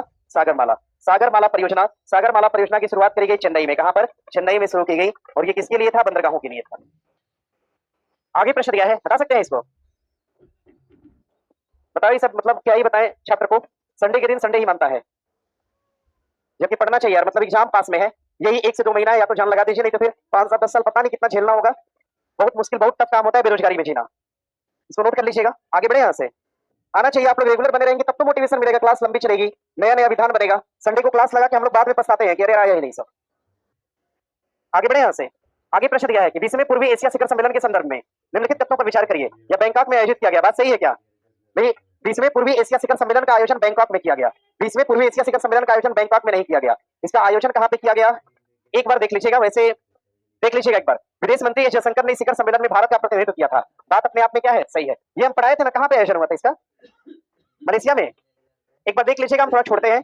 बाकी अगर हम बैंकॉक की बात करेंगे, बैंकॉक, बैंकॉक इसको 2 दिन पहले मैंने बताया था, एक बार देखिएगा। बैंकॉक की अगर हम बात करते हैं तो छवी बिमस्टेक की बैठक, छवी बिमस्टेक, छवी बिमस्टेक का आयोजन ये कहां पर करा गया?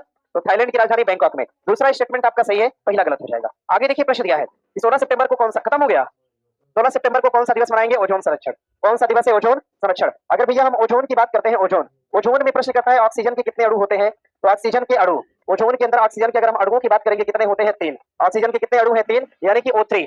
O3 ओजोन एक प्रकार की लेयर है, गैसों की लेयर है। ध्यान रखिएगा, एक प्रकार की गैसों की एक प्रकार की लेयर है, लेयर। और इसकी अवस्थिति कहां पे है? अवस्थिति, ओजोन लेयर की अवस्थिति की बात करते हैं, कहां पर हो जाएगी? समताप मंडल में। कहां पर? समताप मंडल में इसकी अवस्थिति है। और कहां से कहां तक है? 15 किलोमीटर से लेकर कितना? 35 किलोमीटर तक। 15 किलोमीटर से लेकर कितना? 35 किलोमीटर तक समताप मंडल में फैली हुई गैस कौन सी है? तो ओजोन है। जरा ध्यान दीजिएगा, देखिए मंडल है, नीचे की तरफ आपका हो जाएगा क्षोभ मंडल, ये वाला हिस्सा आपका समताप मंडल। समताप मंडल 0 से कितना जाएंगे ऊपर? 50, 50 ना, 50। ध्यान दीजिएगा, 0 से 18 आएंगे तो क्षोभ मंडल, और 50 जाएंगे तो कौन सा मंडल? समताप मंडल। अब यहाँ से ध्यान दीजिएगा, 15 से लेकर कहां तक? 35 तक। 15 से 35 तक का जो एरिया होता है, यही एरिया अपने आप में ओजोन लेयर को बनाता है, ओजोन लेयर। और ध्यान रखिएगा, सूर्य से एक किरण आती है, सूर्य से आने वाली किरण, जिसको हम क्या बोलते हैं? पराबैंगनी। कौन सी किरण है? पराबैंगनी। और ये पराबैंगनी किरण जो होती है, ये आके कहां पे टकराती है? Ozone layer. पराबैंगनी किरणों से हमारी रक्षा कौन करता है? Ozone layer. लेकिन भारत में सीएफसी की मात्रा, यानी पूरे विश्व स्तर पर सीएफसी की मात्रा ओजोन लेयर का क्या करती है? क्षरण करती है। ओजोन लेयर को क्षरण करने वाली गैस कौन सी है? तो सीएफसी। कौन सी गैस है? सीएफसी। और पराबैंगनी किरण को रोकने वाली गैस कौन सी है? ओजोन। ओजोन का क्षरण करेगा सीएफसी, और पराबैंगनी को कौन रोकेगा? ओजोन। ओजोन का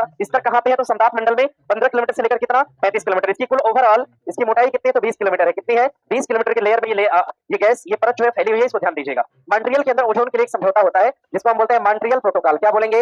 मॉन्ट्रियल प्रोटोकॉल के नाम से जानते हैं। मॉन्ट्रियल प्रोटोकॉल भैया 16 सितंबर को होता है 1900 कब 87 16 सितंबर 1987 कनाडा का एक शहर था मॉन्ट्रियल। यहाँ पर ओजोन परत के संरक्षण को लेकर समझौता किया गया और ओजोन परत में पहला छिद्र कहाँ पे देखा गया? अंटार्कटिका। कहाँ पर? ओजोन में पहला छिद्र कहाँ देखा गया? अंटार्कटिका में देखा गया। ठीक है, इस बात को ध्यान रखिएगा। बढ़ेंगे अगले क्वेश्चन पे। आगे प्रश्न दिया है, भारतीय संविधान में सहकारी समिति का वर्णन किस अनुच्छेद के तहत किया गया?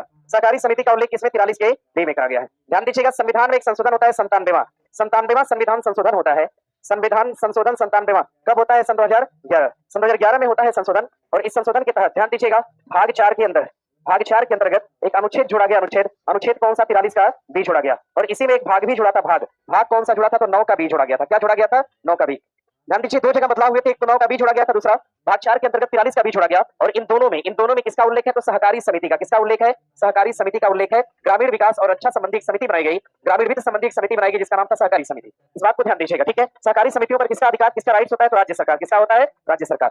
बाकी मैंने बता दिया, देख लेना एक बार आप लोग। 51A की बात करते हैं, फंडामेंटल ड्यूटी। क्या होगा? फंडामेंटल ड्यूटी मूल संविधान में था? नहीं था। बाद में क्या किया गया? जोड़ा। फंडामेंटल ड्यूटी मूल संविधान में नहीं था, बाद में क्या किया गया? जोड़ा। कितना जोड़ा? 10 जोड़ा। कितना जोड़ा? 10। 42वां संशोधन 1976 सरदार स्वर्ण सिंह समिति की सिफारिश पर जोड़ा गया। और ध्यान दीजिएगा, जोड़ा गया तो संख्या थी 10, बढ़कर कितनी हो गई? 11। 11वां कर्तव्य जोड़ा था कब? 86वां संशोधन सन 2002 6 से 14 वर्ष के बच्चों के लिए शिक्षा का प्रावधान करने के लिए जोड़ा गया था। आगे ध्यान दीजिएगा, अगर हम 48 के ए की बात करते हैं तो 48 का ए ये पर्यावरण से किससे संबंधित है? पर्यावरण संरक्षण से संबंधित है। पर्यावरण संरक्षण। और भैया ये भी प्रावधान संविधान में नहीं था, इसको भी जोड़ा गया 42वां संशोधन से। किससे जोड़ा गया? 42वां संशोधन 1900 कब? 76। 43 का ए भी जोड़ा गया 42वां संशोधन 1976। 43 के ए में कहा गया, क्या कहा गया? न्याय संगत विधियां। क्या कहा गया? न्याय संगत। देख लीजिएगा इसको, उत्तर लगा लीजिएगा। बी प्रश्न दिया है आगे, आकाश में सबसे निचले स्तर का बादल स्तरीय बादल, स्तरीय मध्य, स्तरीय मेघ, स्तरीय मेघ। सबसे नीचे वाला बादल कौन सा हो जाएगा? तो स्तरीय मेघ होगा। क्या होगा? स्तरीय मेघ। जितने भी कोहरा और धुंध होते हैं, कोहरा और धुआं, जितने भी कोहरा और धुआं है, कोहरा और धुआं। ध्यान दीजिएगा, ये कहां पर पाए जाते हैं? तो स्तरीय मेघ में। कहां पर? स्तरीय मेघ के अंतर्गत पाए जाते हैं कोहरा और धुआं। और भैया ध्यान दीजिएगा, कोहरा और धुआं कहां पर? स्तरीय मेघ। और प्रश्न करेगा सबसे ऊपरी बादल, सबसे ऊंचा बादल, सबसे ऊंचा की बात करते हैं, कौन सा होगा? तो पक्षाभ होगा। कौन सा होगा? पक्षाभ। पक्षाभ क्या है? मेघ है। पक्षाभ मेघ पूरा बना लीजिए। सबसे निचला और सबसे ऊपरी, सब ध्यान रखिएगा। कपास की तरह कौन होता है? कपासी बादल होता है। आगे बढ़ेंगे, पीके थुंगन समिति का संबंध स्थानीय स्वशासन से। किससे हो जाएगा? स्थानीय स्वशासन के भारत स्तर पे जनक कौन है? तो ध्यान रखिएगा, भारत में ब्रिटिश जनक कौन थे? रेपन थे। कौन थे? रेपन। 1882 स्थानीय स्वशासन को रेपन ने लाया। और ध्यान दीजिएगा, इसको सरकारी तौर पर मान्यता मिली कब? 2 अक्टूबर सन 1959 को स्थानीय शासन को लागू किया गया। और इसमें ध्यान रखिएगा, ग्राम पंचायत को लागू किया गया। ग्राम पंचायत। और कहां पर लागू किया गया? तो नागौर में। कहां पर? नागौर राजस्थान के अंतर्गत लागू किया गया। लागू करने वाले प्रधानमंत्री कौन थे? पंडित जवाहरलाल नेहरू। ध्यान दीजिएगा, प्रश्न करेगा आपसे, प्रश्न करेगा स्थानीय स्वशासन के आधुनिक जनक यानी आधुनिक पंचायत का जनक कौन हो जाएगा? आधुनिक पंचायत की बात करते हैं, जनक कौन हो जाएंगे? राजीव गांधी। कौन होंगे? राजीव गांधी। भैया ध्यान दीजिएगा, प्रश्न करेगा केंद्र राज्य संबंध से संबंधित समिति कौन सी है? तो सरकारिया। कौन सी होगी? सरकारिया आयोग। सरकारिया आयोग का संबंध किससे हो जाएगा? केंद्र और राज्य से। पुंछी आयोग का संबंध किससे हो जाएगा? पुंछी आयोग का भी संबंध किससे हो जाएगा? केंद्र और राज्य से। सरकारिया और पुंछी आयोग का संबंध किससे होगा? केंद्र और राज्य से। सरकारिया और पुंछी आयोग का संबंध किससे होगा? केंद्र और राज्य से। भारत में शिक्षा का विकास, ध्यान दीजिएगा, आपने सुना होगा कौन सा था? 1854। क्या आया था भैया? कौन सा? Wood dispatch. वुड डिस्पैच, ध्यान रखिएगा, Wood dispatch 1854। Wood dispatch sir would की अध्यक्षता में लाया गया था। और इस समय भारत के जो गवर्नर थे, गवर्नर ये कौन थे? डलहौजी। भारतीय शिक्षा का मैग्ना कार्टा और ब्रिटिश शिक्षा को बढ़ावा देने के लिए लाया गया था। आगे चुनाव सुधार की बात करते हैं, गोस्वामी समिति। कौन सी समिति? गोस्वामी समिति। गोस्वामी समिति का संबंध किससे हो जाएगा? चुनाव सुधारों से हो जाएगा। ध्यान दीजिए। चलिए बढ़ेंगे आगे। आगे प्रश्न दिया है, केंद्रीय औद्योगिक सुरक्षा बल की पहली महिला निदेशक ये कौन बनाई गई? तो नीना सिंह को। किसको बनाया गया? नीना सिंह। राफेल उड़ाने वाली पहली महिला पूछेगा तो बता लीजिएगा। और बीएसएफ दल का नेतृत्व करने वाली पहली महिला कौन हो जाएगी? गणतंत्र दिवस की परेड में बीएसएफ दल का नेतृत्व करने वाली पहली महिला। बहुत समस्या है, लिखिएगा, लिखिएगा परेड में क्या लिखे यार? लिखिएगा परेड में पुरुष दल का नेतृत्व करने वाली महिला। पुरुष दल का, अच्छा नेतृत्व करने बहुत टाइम बाद, मतलब बहुत जल्दी। पुरुष दल का नेतृत्व करने वाली महिला,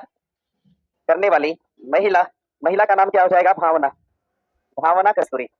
भावना कस्तूरी नोट कर लीजिएगा। हाँ, भारत की पहली महिला तीरंदाज, भारत की पहली महिला तीरंदाज, भारत की पहली महिला तीरंदाज की बात करेगा। तीरंदाज, भारत की प्रथम महिला तीरंदाज कौन सी हो जाएगी? दीपिका कुमारी। कौन होगी? दीपिका कुमारी। भारत की प्रथम महिला तीरंदाज कौन है? दीपिका कुमारी। नोट करिएगा, भारत की प्रथम महिला तीरंदाज कौन है? दीपिका कुमारी। भारत की प्रथम महिला तीरंदाज दीपिका कुमारी सिविल जज के रूप में नियुक्त किया गया। सिविल जज के रूप में बनाया गया। और कहां पर बनाया गया? पाकिस्तान के अंदर। किसको बनाया गया? तो सुमन कुमारी भारतीय मूल की है। ध्यान दीजिएगा, गीता बत्रा की बात करते हैं। गीता बत्रा ये एक प्रकार की कैप्टन है, कैप्टन जिनकी तैनाती कहां पे करेगी? तैनात किया गया इनको। कहां पर करा गया? लद्दाख के क्षेत्र में। कहां पर? लद्दाख में तैनात किया गया। ध्यान दीजिएगा इस बात को, प्रथम महिला अधिकारी है तैनात होने वाली। ठीक है, नोट कर लीजिएगा। सिरिसा बुंदेला, ध्यान रखिएगा, सिरिसा बुंदेला। सिरिसा बुंदेले का नाम सुना होगा आपने। सिरिसा क्या नाम था इसका, ऐसे ही कुछ नाम था, भारतीय मूल की प्रथम महिला अंतरिक्ष यात्री पूछेगा तो बना लीजिएगा। कंफर्म नाम आगे कुछ और सीरीज शब्द है लेकिन देख लीजिएगा एक बार। आगे बढ़ेंगे। वायुमंडल में ऑक्सीजन का पुनर्चक्रण किस विधि से होता है? जैव रासायनिक अभिक्रिया, प्रकाश संश्लेषण, ऑक्सीकरण या क्रिस्टलीकरण? क्या होना चाहिए भैया? प्रकाश संश्लेषण से। हाँ होता ही है, पौधे सांस लेंगे, ऑक्सीजन खींचेंगे, छोड़ेंगे। ध्यान दीजिएगा। आगे प्रश्न दिया है कि स्थानीय स्वशासन के प्रतिनिधि को चुनाव लड़ने के लिए न्यूनतम उम्र सीमा कितना? 21 साल। विधानसभा के लिए चुनाव उम्र सीमा कितना? ध्यान रखिएगा 25 साल। अगर हम 25 साल की बात करेंगे, 25 साल, इस 25 साल में कौन है विधानसभा, कौन है विधानसभा, विधानसभा और कौन है लोकसभा भी है क्या? विधानसभा और लोकसभा के लिए आयु सीमा कितना? ध्यान रखिएगा। अगर हम 35 साल की बात करेंगे, 35 साल। राष्ट्रपति के लिए आयु सीमा कितना? राष्ट्रपति और कौन? राज्यपाल। उपराष्ट्रपति नहीं है, है? अच्छा, उपराष्ट्रपति, इनके लिए आयु सीमा कितना हो जाएगा? 35 साल। और राज्यसभा के लिए पूछेगा तो 30 साल। विवाह करने के लिए कितना? 18 साल। 21 साल। कितना? आप लोग के लिए 18 साल। आगे दिया है माई प्रेसिडेंटल ईयर पूछेगा तो आर वेंकट रमन। रचना किसकी है? R Venkat Raman. My presidential year रचना किसकी हो जाएगी? आर वेंकट रमन। यानी ए का होगा 4, ए का होगा 4, ए का होगा 4, ए का हो जाएगा 4। आगे बढ़िएगा। Dynamics of an open society, dynamic society के बारे में बताया था अटल बिहारी वाजपेयी ने। यानी डी का हो जाएगा 4 का हो जाएगा 3, 4 का इधर पर लगा लीजिएगा। अब जरा ध्यान, ये तो ठीक है, ये तो ठीक है, उस समय के हिसाब से पूछा हुआ था। अब नोट करिएगा, जरा नोट करिएगा। An era of darkness, an era याद भी है लेकिन आता भी है, क्या ही करा जाए।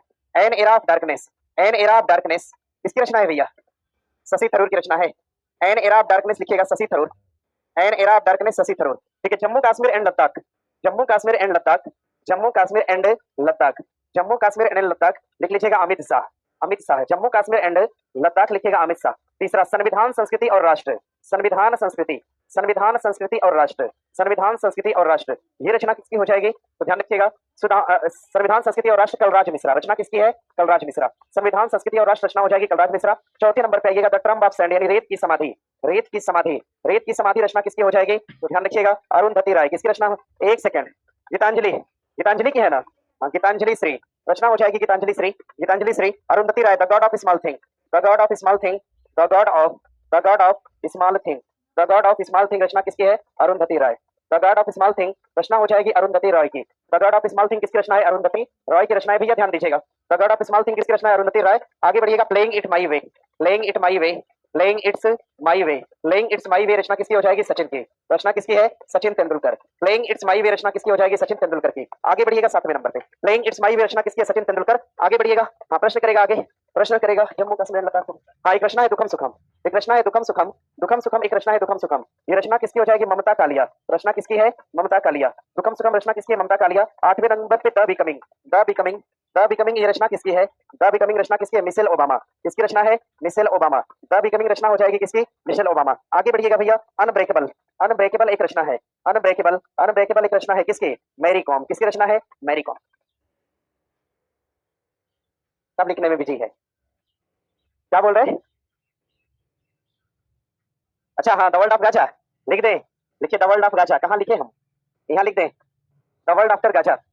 तो दरअसल ये और है, मतलब इसमें नाम खाली थोड़ा सा है, ये याद रखिए, बस इतना याद रखिएगा। The world after, after Gaza, the world after Gaza पट्टी वाला है ये। किसकी रचना है? Pankaj Mishra. The world after Gaza रचना है पंकज मिश्रा। ठीक है, ध्यान दीजिए। अभी प्रधानमंत्री के भाषण सुने थे, गाना गाते हुए आजकल फिर रहे हैं। ठीक है, बताइए। चलिए कोई बात नहीं है, वही इसीलिए अवार्ड दिया गया था, दीनानाथ मंगेशकर अवार्ड। ये तो याद है ना, दीनानाथ मंगेशकर अवार्ड। जब हम पहली बार पढ़ाई इसको तो सभी छात्र बोला सर क्या गाए हैं वो, तो आप देखो आउटपुट आ रहा है। चलिए आगे बढ़े, यहाँ से अजीब हो जाता है भाई कभी कभी। आगे बढ़ जाए ना। आगे प्रश्न दिया है कि सिंधु सभ्यता के स्थल से 2 कमरे का बैरक मिला, हड़प्पा से ही मिला है। सिंधु सभ्यता का पहला खोजा गया नगर कौन सा? हड़प्पा।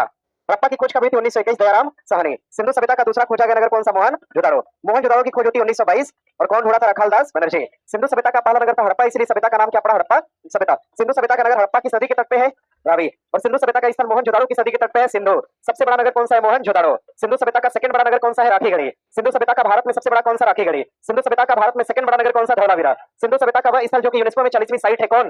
धौलावीरा। कौन सा? सिंधु सभ्यता के सभी नगर कितने किले में हैं? 2 किले में, लेकिन एकमात्र नगर जहां पर 3 किला देखा गया, धौलावीरा। कौन सा? धौलावीरा। सिंधु सभ्यता का एकमात्र नगर जहां पर एक भी किला नहीं है, कौन सा? चनूदड़ो। कौन सा? मिट्टी का रंगीन मनका कहां से मिला है? चनूदड़ो से। कहां से मिला है? सिंधु सभ्यता का सबसे उत्तरी नगर कौन सा है? मांडा। सबसे दक्षिणी कौन सा? दैमाबाद। सबसे पूर्वी कौन सा? आलमगीर। सबसे पश्चिमी कौन सा?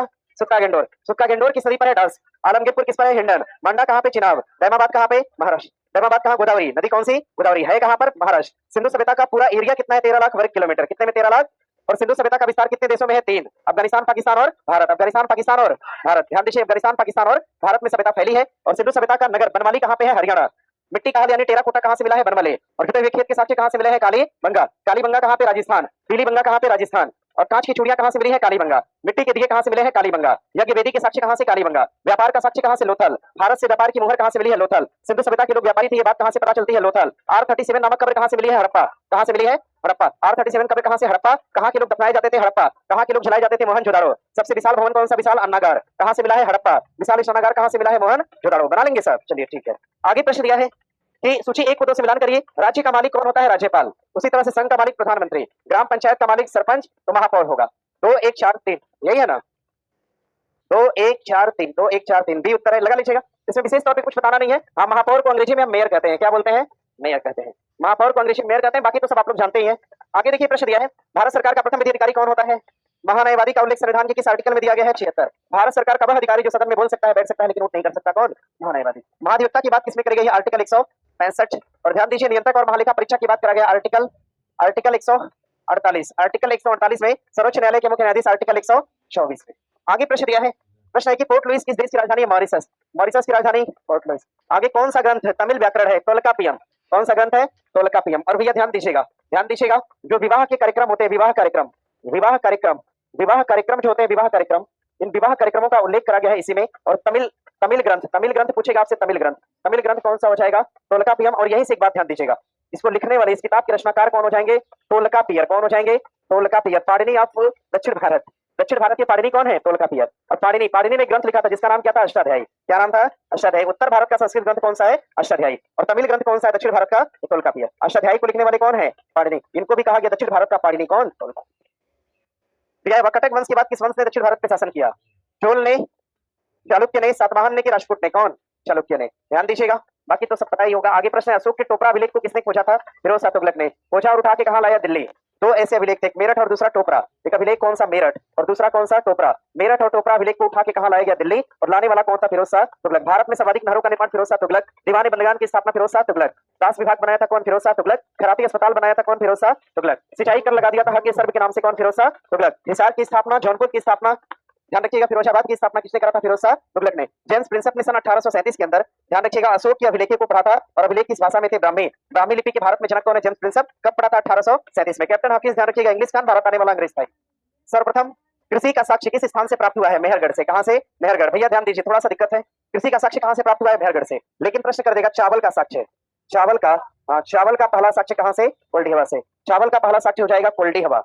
कोल्डीहवा से चावल का पहला साक्ष्य मिला है। दरअसल कारण ये है, जानते हैं ना, कोल्डीहवा पहला ऑप्शन कभी कभी दे देता है। अब पढ़ने पर दिक्कत समझ में आती है कि नहीं क्या उत्तर लगाए, तो चावल पूछेगा एक्चुअल में, तब कोल्डीहवा। नहीं तो ऐसे पूछ दिया तो उत्तर क्या लगाएंगे? मेहरगढ़। भैया कृषि की हम बात करते हैं, कृषि नौ पाषाण, पूरा पाषाण की मध्य पाषाण। कृषि की खोज कब होती है? नौ पाषाण में। कब? एक सेकंड यार, ठीक है क्या? हाँ ठीक है, नौ पाषाण काल में। कब होती है? नौ पाषाण काल में। चाक या पहिया की खोज कब हुई थी? कृषि के सामान को ढोने के लिए चाक या पहिया की खोज करेगी थी कब? नौ पाषाण। राखी गढ़ी तो पता ही है, बेबीलोन में मृत्यु हुई थी किसकी? सिकंदर के। और रेहला नामक पुस्तक कौन लिखा है? Ibn Battuta. कहाँ का निवासी था? मोरक्को का निवासी था इब्न बतूता। और जरा ध्यान दीजिए, किसके दरबार में आया था? मोहम्मद बिन तुगलक। निम्नलिखित स्वतंत्रता संघर्ष की घटनाओं पर विचार करिए। क्रिप्स मिशन आता है सन 1942। व्यक्तिगत सत्याग्रह 1946। अगस्त प्रस्ताव भी 1946। भारत छोड़ो आंदोलन 1942। 1942 क्या होना चाहिए भैया?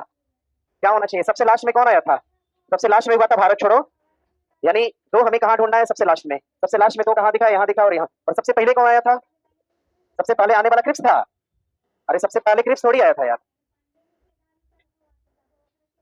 ध्यान दीजिएगा, सुनिए सुनिएगा। देखिए, इस क्वेश्चन को करने का 2-3 तरीका है। एक तो या तो आपको डेट पता है, डेट टू डेट। अगर डेट टू डेट जानकारी नहीं है तो सबसे फर्स्ट और सबसे लास्ट। लास्ट तो हमने निकाल लिया कि लास्ट में कौन आया था, तो भारत छोड़ो। और अगर हमें फर्स्ट की बात करते हैं, फर्स्ट, तो फर्स्ट नंबर पे या तो अगस्त प्रस्ताव या फिर कौन सा? व्यक्तिगत सत्याग्रह। उत्तर क्या हो जाएगा? व्यक्तिगत सत्याग्रह था ना? अगस्त प्रस्ताव ना यार, क्या बोलता है? ठीक है, अगस्त प्रस्ताव। अगस्त प्रस्ताव का मतलब 4 और लास्ट में क्या होना चाहिए? 2। उत्तर क्या होगा? सी होगा। आगे प्रश्न दिया है कि भारतीय सेना द्वारा महिला सशक्तिकरण के लिए 2 महिला स्पोर्ट कंपनी AGSC की शुरुआत कहां पर की गई? मोहो, पुणे, भटिंडा, लखनऊ। ये देखिए करंट का उस समय का है, देख लीजिएगा। हम लगा दे रहे हैं उत्तर। आगे मिशन दिव्यास्त्र, ये तो पढ़ाए थे कई बार हमने। अग्नि 5 किसके लिए चलाया गया? अग्नि 5। अग्नि 5 एक प्रकार की मिसाइल है, सतह से सतह। सतह से कहां? सतह। सतह से सतह। सतह से सतह। आगे प्रश्न दिया है कि मुंडेश्वरी महोत्सव बिहार के किस जिले में? ठीक है, मंदिर भी है शायद वहां पे। विष्णुपद कॉरिडोर पूछेगा तो कहां पर? बोध गया। विष्णुपद कॉरिडोर विष्णुपद, हाँ बोध गया नहीं लिखते हम, लिख देंगे विष्णुपद कॉरिडोर। विष्णुपद कॉरिडोर की बात करेंगे गया जी, कहाँ पर? गया जी। विष्णुपद कॉरिडोर कहाँ पर? गया जी। अभी हाल ही में बुद्ध सम्यक संग्रहालय, बुद्ध सम्यक संग्रहालय, बुद्ध सम्यक संग्रहालय की बात करते हैं कहाँ पे भैया? संग्रहालय, बुद्ध सम्यक संग्रहालय कहाँ पर? वैशाली में। कहाँ पर? वैशाली। बुद्ध सम्यक संग्रहालय वैशाली उद्घाटन किया गया प्रधान मुख्यमंत्री द्वारा। दिया है अनिम्नीकरण पदार्थ कौन सा है? प्लास्टिक का वो गलेगा? नहीं गलेगा। पीवीसी भी वैसे पॉलिथीन नहीं गलता है यार। एक सेकेंड, अच्छा नहीं पूछा है क्या? अनिम्नीकरण पूछा है, यानी अनिम्नीकरण के बारे में पूछ रखा है, जो न गले वो पूछा है। तो यहाँ पे लकड़ी तो खत्म हो जाती है, ये तो निम्नीकरण है, लगा नहीं सकते उत्तर। पॉलिथीन डिटर्जेंट और ब्लीचिंग पाउडर, ये ध्यान रखिएगा जैव अनिम्नीकरण है, ये वैसे ही रहते हैं जिस अवस्था में होते हैं। घास, चमड़ा और पीवीसी, ध्यान रखिएगा, घास, चमड़ा और पीवीसी जैव अनिम्नीकरण पदार्थ कौन से हैं? ध्यान दीजिएगा, पीवीसी क्या जैव, एक सेकंड तो लिख देते हैं, अनिम्नीकरण, जैव अनिम्नीकरण। जैव अनिम्नीकरण का मतलब है गलेगा नहीं, पिघल, एक सेकंड, हाँ ध्यान रखिएगा, गलेगा नहीं, जो नहीं गलेगा वही सेगमेंट आपको ढूंढना है, ठीक है? यानी घास, चमड़ा, घास तो गल जाएगी, बाकी प्लास्टिक, पॉलिथीन और डीडीटी, ध्यान दीजिएगा दो, और क्या होगा? चार, उत्तर लगा लीजिएगा डी। आगे प्रश्न दिया है, किसी लोकतंत्र प्रणाली में संसदीय कार्यपालिका से क्या अभिप्राय है? ऐसी कार्यपालिका जो अपनी लोकतांत्रिक वैधता के लिए विधायिका पर निर्भर नहीं करती है, या फिर ऐसी कार्यपालिका जिसमें कार्यपालिका व्यवस्थापिका के प्रति उत्तरदायी नहीं होती है। ऐसी कार्यपालिका जो नीतियों और कार्यों के लिए विधायिका के प्रति उत्तरदायी या उत्तरदायी तो होता है। पीसीएस में सवाल एग्जाम में पूछा था कि विधायिका कार्यपालिका के प्रति, कार्यपालिका विधायिका के प्रति उत्तरदायी है कि नहीं, तो है। न्यायपालिका से कोई संबंध नहीं है कार्यपालिका और विधायिका का, लेकिन कार्यपालिका और विधायिका एक दूसरे से क्या है? इंटरलिंक है, संबंधित एक दूसरे से है। विधायिका न्यायपालिका से अलग है, कार्यपालिका न्यायपालिका से अलग है, लेकिन विधायिका कार्यपालिका से अलग नहीं है। ये स्टेटमेंट ध्यान रखिएगा मेरा। और ऐसी कार्यपालिका जो संसद के बहुमत के समर्थन पर निर्भर हो, उसे ही हम संसदीय कार्यपालिका बोलते हैं। उत्तर लगा लीजिएगा टी। आगे प्रश्न की सूची 1 को 2 से मिलान करिएगा। पूर्तिरोधी दिया है इसमें, जीव प्रतिजैविक एंटीजन, ध्यान रखिएगा, कटे फटे को ठीक करता है। प्रतिरोधी, प्रतिरोधी को हम एंटीसेप्टिक कहते हैं ना, एंटीसेप्टिक, जैसे क्रीम वगैरह लगाते हैं ना उसमें एंटीसेप्टिक। कटे फटे या फिर घाव को साफ करता है। प्रतिजैविक क्या करेगा? जीवाणु का, हाँ जीवाणु का विकास रोकेगा। रोगाणु नाशक क्या करेगा? नाला आदि को साफ। पीड़ाहारी क्या करेगा? दर्द निवारक, जिसको आप पैरासिटामोल टाइप में दर्द निवारक दवा कहते हैं, ठीक है? उत्तर क्या होना चाहिए? 3 4 2 1, 3 4 2 1, 3 4 2 1। आगे प्रश्न दिया है कि, अच्छा यहां से ध्यान दीजिएगा, प्रश्न करेगा भारत की पहली एंटीबायोटिक दवा कौन सी हो जाएगी? एंटीबायोटिक दवा पहली पूछेगा तो पेनिसिलिन, कौन सी हो जाएगी? पेनिसिलिन पहली एंटीबायोटिक दवा है। और पेनिसिलिन की खोज करने वाले कौन हो जाएंगे? Alexander Fleming. दरअसल सभी एंटीबायोटिक लगभग किससे बनते हैं? जीवाणु से। किससे बनते हैं? जीवाणु, जो कि शरीर में अपना विकास कर सके आसानी से। लेकिन पहली एंटीबायोटिक जो बनी थी किससे बनी थी? कवक से। किससे बनी थी? भारत में सॉरी, पहली बनाई गई एंटीबायोटिक दवा किससे बनी है? कवक से। आगे प्रश्न दिया निम्नलिखित में से दक्षिण एशियाई क्षेत्रीय सहयोग, यानी कि हम बात किसकी कर रहे हैं? एससीओ। एससीओ की बात कर रहे हैं, स्थापना होती है 1985। एससीओ का हेडक्वार्टर कहां पे हो जाएगा? हेडक्वार्टर कहां पर होगा? अरे एक सेकंड यार, दक्षिण एशिया ना, सार्क होगा। क्या होगा? सार्क। सार्क की बात करते हैं, CAARC, सार्क की स्थापना होती है 1985। इसका मुख्यालय कहां पे? हेडक्वार्टर कहां पर? काठमांडू। लेकिन स्थापना कहां पे होती है? स्थापना, सार्क की स्थापना कहां पे होती है? ढाका में। कहां पर? ढाका। सार्क की स्थापना ढाका। और सार्क में सदस्य कितने हैं? 8। देखिए कौन सा म्यांमार नहीं है, बाकी भारत के आसपास के सभी हैं, जैसे ऐसे देख सकते हैं। भारत है इसमें, सार्क में, सार्क में भारत है, भारत है सार्क में, भारत। भारत के बाद यहाँ पे पाकिस्तान है, अफगानिस्तान भी है, ये हिस्सा कौन है? नेपाल है, नेपाल के बगल में भूटान भी है, यहाँ पर बांग्लादेश भी है, यहाँ पर श्रीलंका है, और ये वाला हिस्सा मालदीव। कितने देश है ओवरऑल? 8 देश। बना लीजिएगा, उत्तर क्या हो जाएगा? 1 2 3 और 4, 2 3 4। आगे आगे प्रश्न की निम्नलिखित में से कौन सा धात्विक खनिज है? आधात्विक खनिज, आधात्विक कौन सा है? माइका। प्रोडक्शन सर्वाधिक कौन करता है? आंध्र प्रदेश करता है। और आगे प्रश्न दिया है, भारत का सबसे लंबा केबल आधारित सेतु कौन सा है? अंजिखड़ है, अटल केबल सेतु है, या विद्यासागर है, कि कौन है? कौन सा हो जाएगा? अटल केबल ब्रिज है, ध्यान रखिएगा। अब अभी भी यही है ना, केबल आधारित पूछा, हाँ ठीक है, अभी भी अटल सेतु नहीं, ठीक है, अभी भी तो है। बाकी वर्टिकल ब्रिज, ग्लास ब्रिज, ये सब ध्यान रखिएगा। अटल सेतु, अटल सेतु ध्यान रखिएगा, अटल सेतु। और अंजिखड़ की बात करेगा जम्मू कश्मीर में, कहां पर? सुदर्शन की बात करेगा गुजरात में। आगे प्रश्न है, दिया है, कथन को ध्यानपूर्वक अध्ययन करिए। अच्छा, उत्तरी ध्रुव बिंदु के चारों ओर क्रमबद्ध भूमिखंड है। भैया उत्तरी ध्रुव पर तो पानी है, क्या है? पानी है पूरा, तो भूमिखंड होगा? नहीं होगा। आगे, उत्तरी ध्रुव बिंदु जल में अवस्थित है, बात क्या है? सही, पूरी तरह से पानी में है उत्तरी ध्रुव। आगे, उत्तरी ध्रुव बिंदु स्थल खंड पर अवस्थित, दक्षिणी ध्रुव स्थल खंड पर है और इसके चारों ओर जल है। दक्षिणी ध्रुव स्थल खंड पे है, इसीलिए तो इसको महाद्वीप कहा गया। क्या कहा गया? महाद्वीप कहा गया। ठीक है, ध्यान दीजिएगा, तीसरा स्टेटमेंट सही है। सही कौन सा होगा? तो 2 और क्या होगा? समझ रहे हैं मेरी बात को? आगे, रिंग ऑफ फायर कहां पे देखा जाएगा? प्रशांत महासागर के चारों ओर ज्वालामुखी की एक श्रृंखला, यही है रिंग ऑफ फायर। सार्गेसो सागर का नाम भैया सुना है आपने? सार्गेसो सागर सुना होगा। अवस्थिति अटलांटिक में है क्या? अटलांटिक महासागर में इसकी अवस्थिति हो जाएगी। और ये भूमिहीन सागर है। कैसा सागर है? भूमिहीन सागर। भूमिहीन सागर कौन सा होगा? सार्गेसो सागर। ध्यान दीजिए, बरमुडा त्रिकोण सुना है? बरमुडा त्रिकोण की अवस्थिति कहां पे? अटलांटिक में। कहां पर? पोर्टलैंड। आगे प्रश्न दिया है, सबसे पुराना परमाणु विद्युत घर कौन सा? तारापुर। 1972। 1900 कब? 71-72 जो भी डेट है अपना देख लीजिएगा। आगे सिंधु घाटी सभ्यता जल निकासी की व्यवस्था थी, लेकिन नियोजित जल निकासी थी। सिंधु सभ्यता एक प्रकार का नियोजित नगर था, नियोजित नगर निगम। नियोजित नगर निगम का मतलब सब कुछ सिस्टमेटिक था। नियोजित नगर निगम, हाँ नियोजित नहीं होगा भैया। सड़क बनाने की ग्रिड का नियोजित होगा तो सड़क भी तो चौकोर कटेगी, ग्रिड पद्धति पे आधारित थी सड़क। सभ्यता में नगरीय जीवन, सभ्यता नगर दो भागों में बटे थे, हाँ बात सही है, सभी नगर दो भाग में थे, लेकिन एकमात्र ऐसा नगर था जो 3 भाग में था, कौन? धोलावीरा। उत्तर कौन सा सही होगा? 3 और 4 होगा। आगे प्रश्न दिया है, सेरिबेलम दिया है, सेरिबेलम चलने खड़े संतुलन बनाने के लिए, सेरिबेलम किसके लिए होता है? संतुलन के लिए, यानी ए का क्या होगा? 4 होगा, ए का हो जाएगा 4, ए का 4, यही उत्तर है और कहीं नहीं दिया है ना, हाँ बना लीजिएगा। हाइपोथैलेमस, हाइपोथैलेमस की बात करते हैं, इसको हम सुपर मास्टर क्या बोलते हैं? Super master. हाइपोथैलेमस ग्रंथि को हम सुपर मास्टर के नाम से जानते हैं, सुपर मास्टर। हाइपोथैलेमस को हम सुपर मास्टर ग्रंथि कहते हैं। और भैया ध्यान रखिएगा, शरीर की जितनी भी अनियमित क्रिया है सब पर नियंत्रण कौन करता है? मेडुला। कौन करेगा?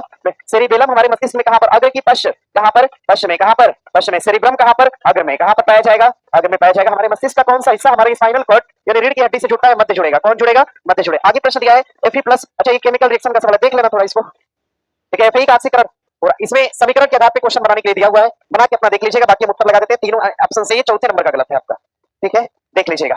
आगे प्रश्न दिया है कि पुरातत्वविदों, आप 1 घंटा समझाएंगे इसको तब 15 मिनट तो खा ही जाएगा तीनों सिद्ध करने में। दिया है पुरातत्व, आंसर दे दिए ना, हम लगाइए, आंसर ढूंढ रहे हैं। पुरातत्वविदों द्वारा नया किलेबंद हड़प्पा स्थल कहाँ खोजा गया था? बोरोधारो में, सोपारा में, कालीबंगा की राखी गढ़ी में। कहां पर? कालीबंगा में। कालीबंगा में ही था ना, कालीबंगा कहां पे है? राजस्थान। पीलीबंगा भी कहां पे है? चंबल नदी द्वारा जो बिहड़ घाटी बनाई गई उसे हम तंग घाटी क्या बोलते हैं? तंग घाटी। चंबल नदी द्वारा बिहड़ घाटी बनाई गई है कहां पर? मालवा पठार में। कहां पर बनाई गई है? मालवा पठार में बनाई गई है। आगे प्रश्न दिया है, लेटराइट मिट्टी अत्यधिक वर्षा के बाद निर्मित होती है, अपरदन द्वारा, निक्षालन द्वारा, अपक्षय द्वारा या निक्षालन होता है मिट्टी का? क्या होता है? निक्षालन। मिट्टी का एक स्थान से दूसरे स्थान पर जाना, ये क्या कहलाएगा? अपरदन। क्या कहलाएगा? अपरदन। एक स्थान से दूसरे स्थान पर अपरदन, अशुद्धि का नीचे बैठ जाना क्या कहलाएगा? निक्षालन। क्या कहलाएगा? निक्षालन कहलाएगा। आगे कपास की खेती के लिए या कपास की खेती के लिए उपयुक्त मिट्टी के संबंध, उपयुक्त मिट्टी कपासीय मिट्टी होगी। कपासी मिट्टी ऐसी को हम क्या बोलते हैं? काली मिट्टी।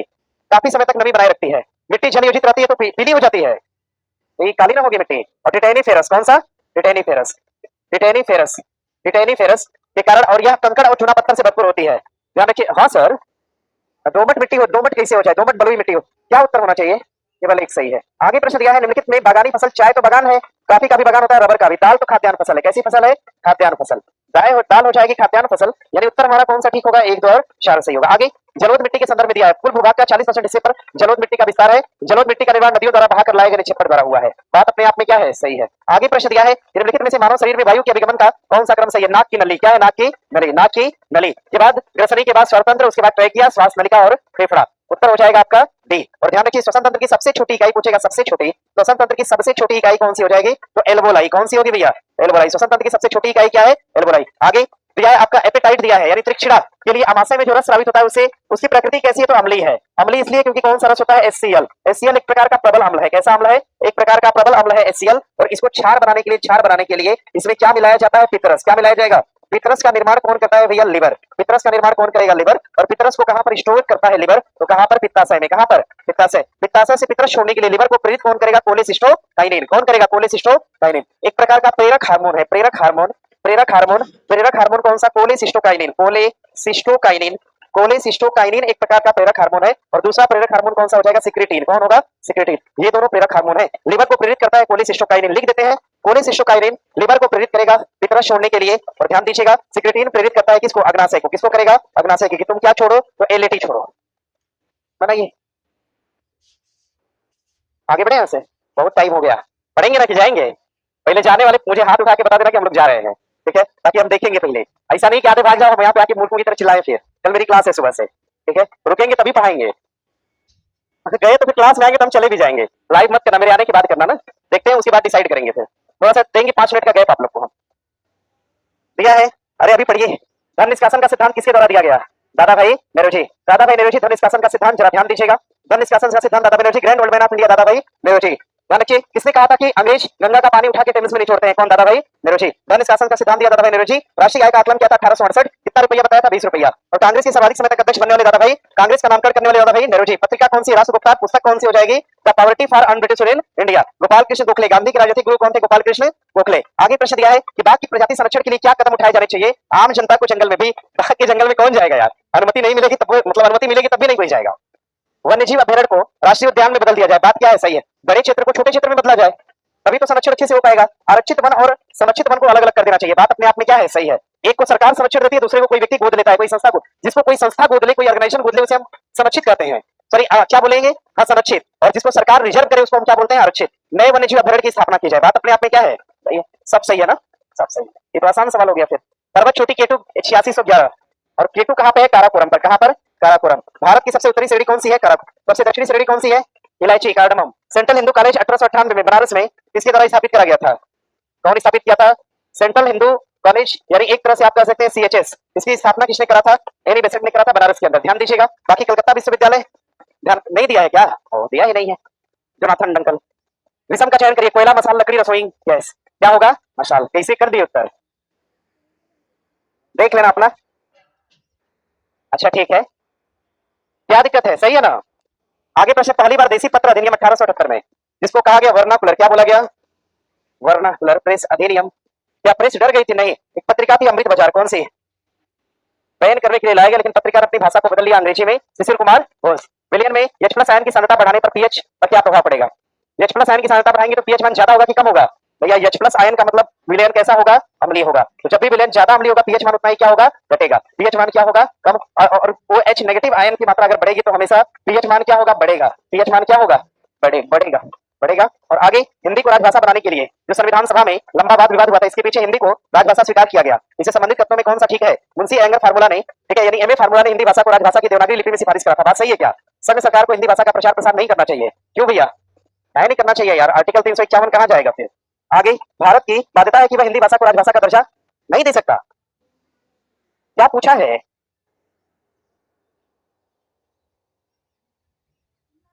लगा लीजिएगा। आगे प्रश्न दिया है, लोकतंत्र में सत्ता की साझेदारी। अच्छा, होमवर्क नोट करिए।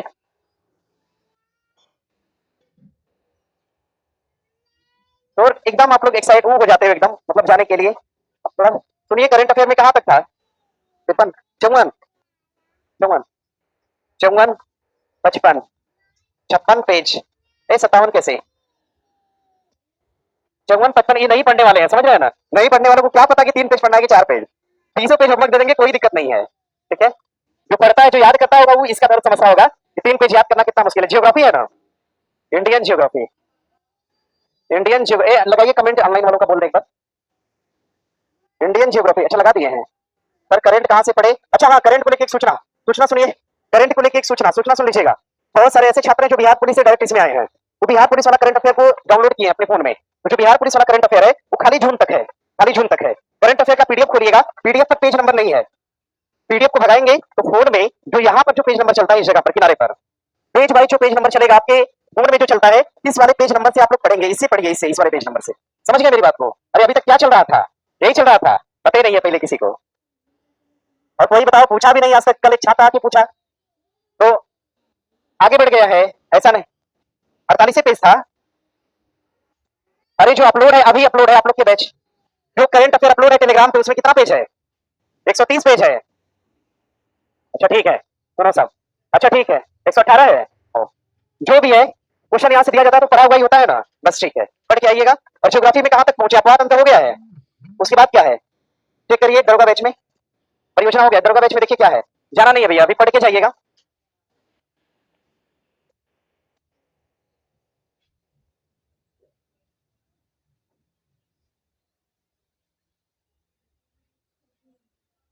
मिला जी, क्या बोल रहे हैं फिर से, मानसून है खाली, तो मानसून तो छोटा चैप्टर है। मानसून के बाद क्या है, दोनों पढ़ के आएंगे। मानसून में ज्यादा नहीं है, ज्यादा है क्वेश्चन। अरे मानसून 5 मिनट का है खाली, हम बोर्ड पे मैप से बता देंगे। सुनिए सब, सुनिए यार, सब सुनिए। बायोलॉजी का जो छूटा है, मेरी गलती से हमने थोड़ी छोड़ा है उसको, मेरी गलती से थोड़ी छूटा है कि हम उसको पढ़ाएंगे क्या, बायोलॉजी मेरी गलती से नहीं छूटा है, हमें क्या पता। करंट अफेयर का है, सब लोग लाया ना सेट, रुकिएगा 2 घंटा रुकेंगे, करंट अफेयर रुकिएगा, पढ़ा देंगे, ठीक है। और भागना, भागेंगे तो फिर हम चेहरा पहचान करवाएंगे सबका। चलिए लिखिएगा इसमें, भारत का मानसून, भारत का मानसून से 25 क्वेश्चन होगा। 25 क्वेश्चन बहुत होता है जी, 25 क्वेश्चन मानसून से होगा, भारत की मिट्टी से 25 क्वेश्चन होगा, भारत की मिट्टी। बाकी 25 क्वेश्चन आपका करंट अफेयर, जिसमें कि हमने बताया था कि नया करंट अफेयर जो होता है, जो न्यू, जो डे बाय डे होता है, जो डे बाय डे होता है, वहां से 15 क्वेश्चन होता है। और जो आप लोग सेट से पढ़ते हैं, यहाँ से कितना है, 10 क्वेश्चन होता है, ठीक है। ये सारा कुछ देखो मेरे बैच में सब क्लियर है। और सुनिएगा, इकोनॉमिक्स, ओ इसी में है क्या, ओ अच्छा ठीक है, छोड़िए, नहीं छोड़ कहे दीजिए, चलिए अब रहने दीजिए, हो गया। इकोनॉमिक्स को देखा, इकोनॉमिक्स और इन्वायरमेंट दोनों गड़बड़ हो रहा है। चलिए ठीक है सर, इकोनॉमिक्स भी है जियोग्राफी के साथ। कहाँ क्वेश्चन है? अच्छा हाँ, भैया लोकतंत्र में सत्ता की साझेदारी क्यों आवश्यक है? इससे समाज के सभी वर्गों के लोगों का हिस्सा सरकार में होती है तो अब लोकतंत्र मजबूत होता है। समाज में शांति और भाईचारा बनाए रखने के लिए इससे सामाजिक संघर्ष से होता है। बात क्या है? सही है, तो ये तो अपने से भी लगा सकते थे।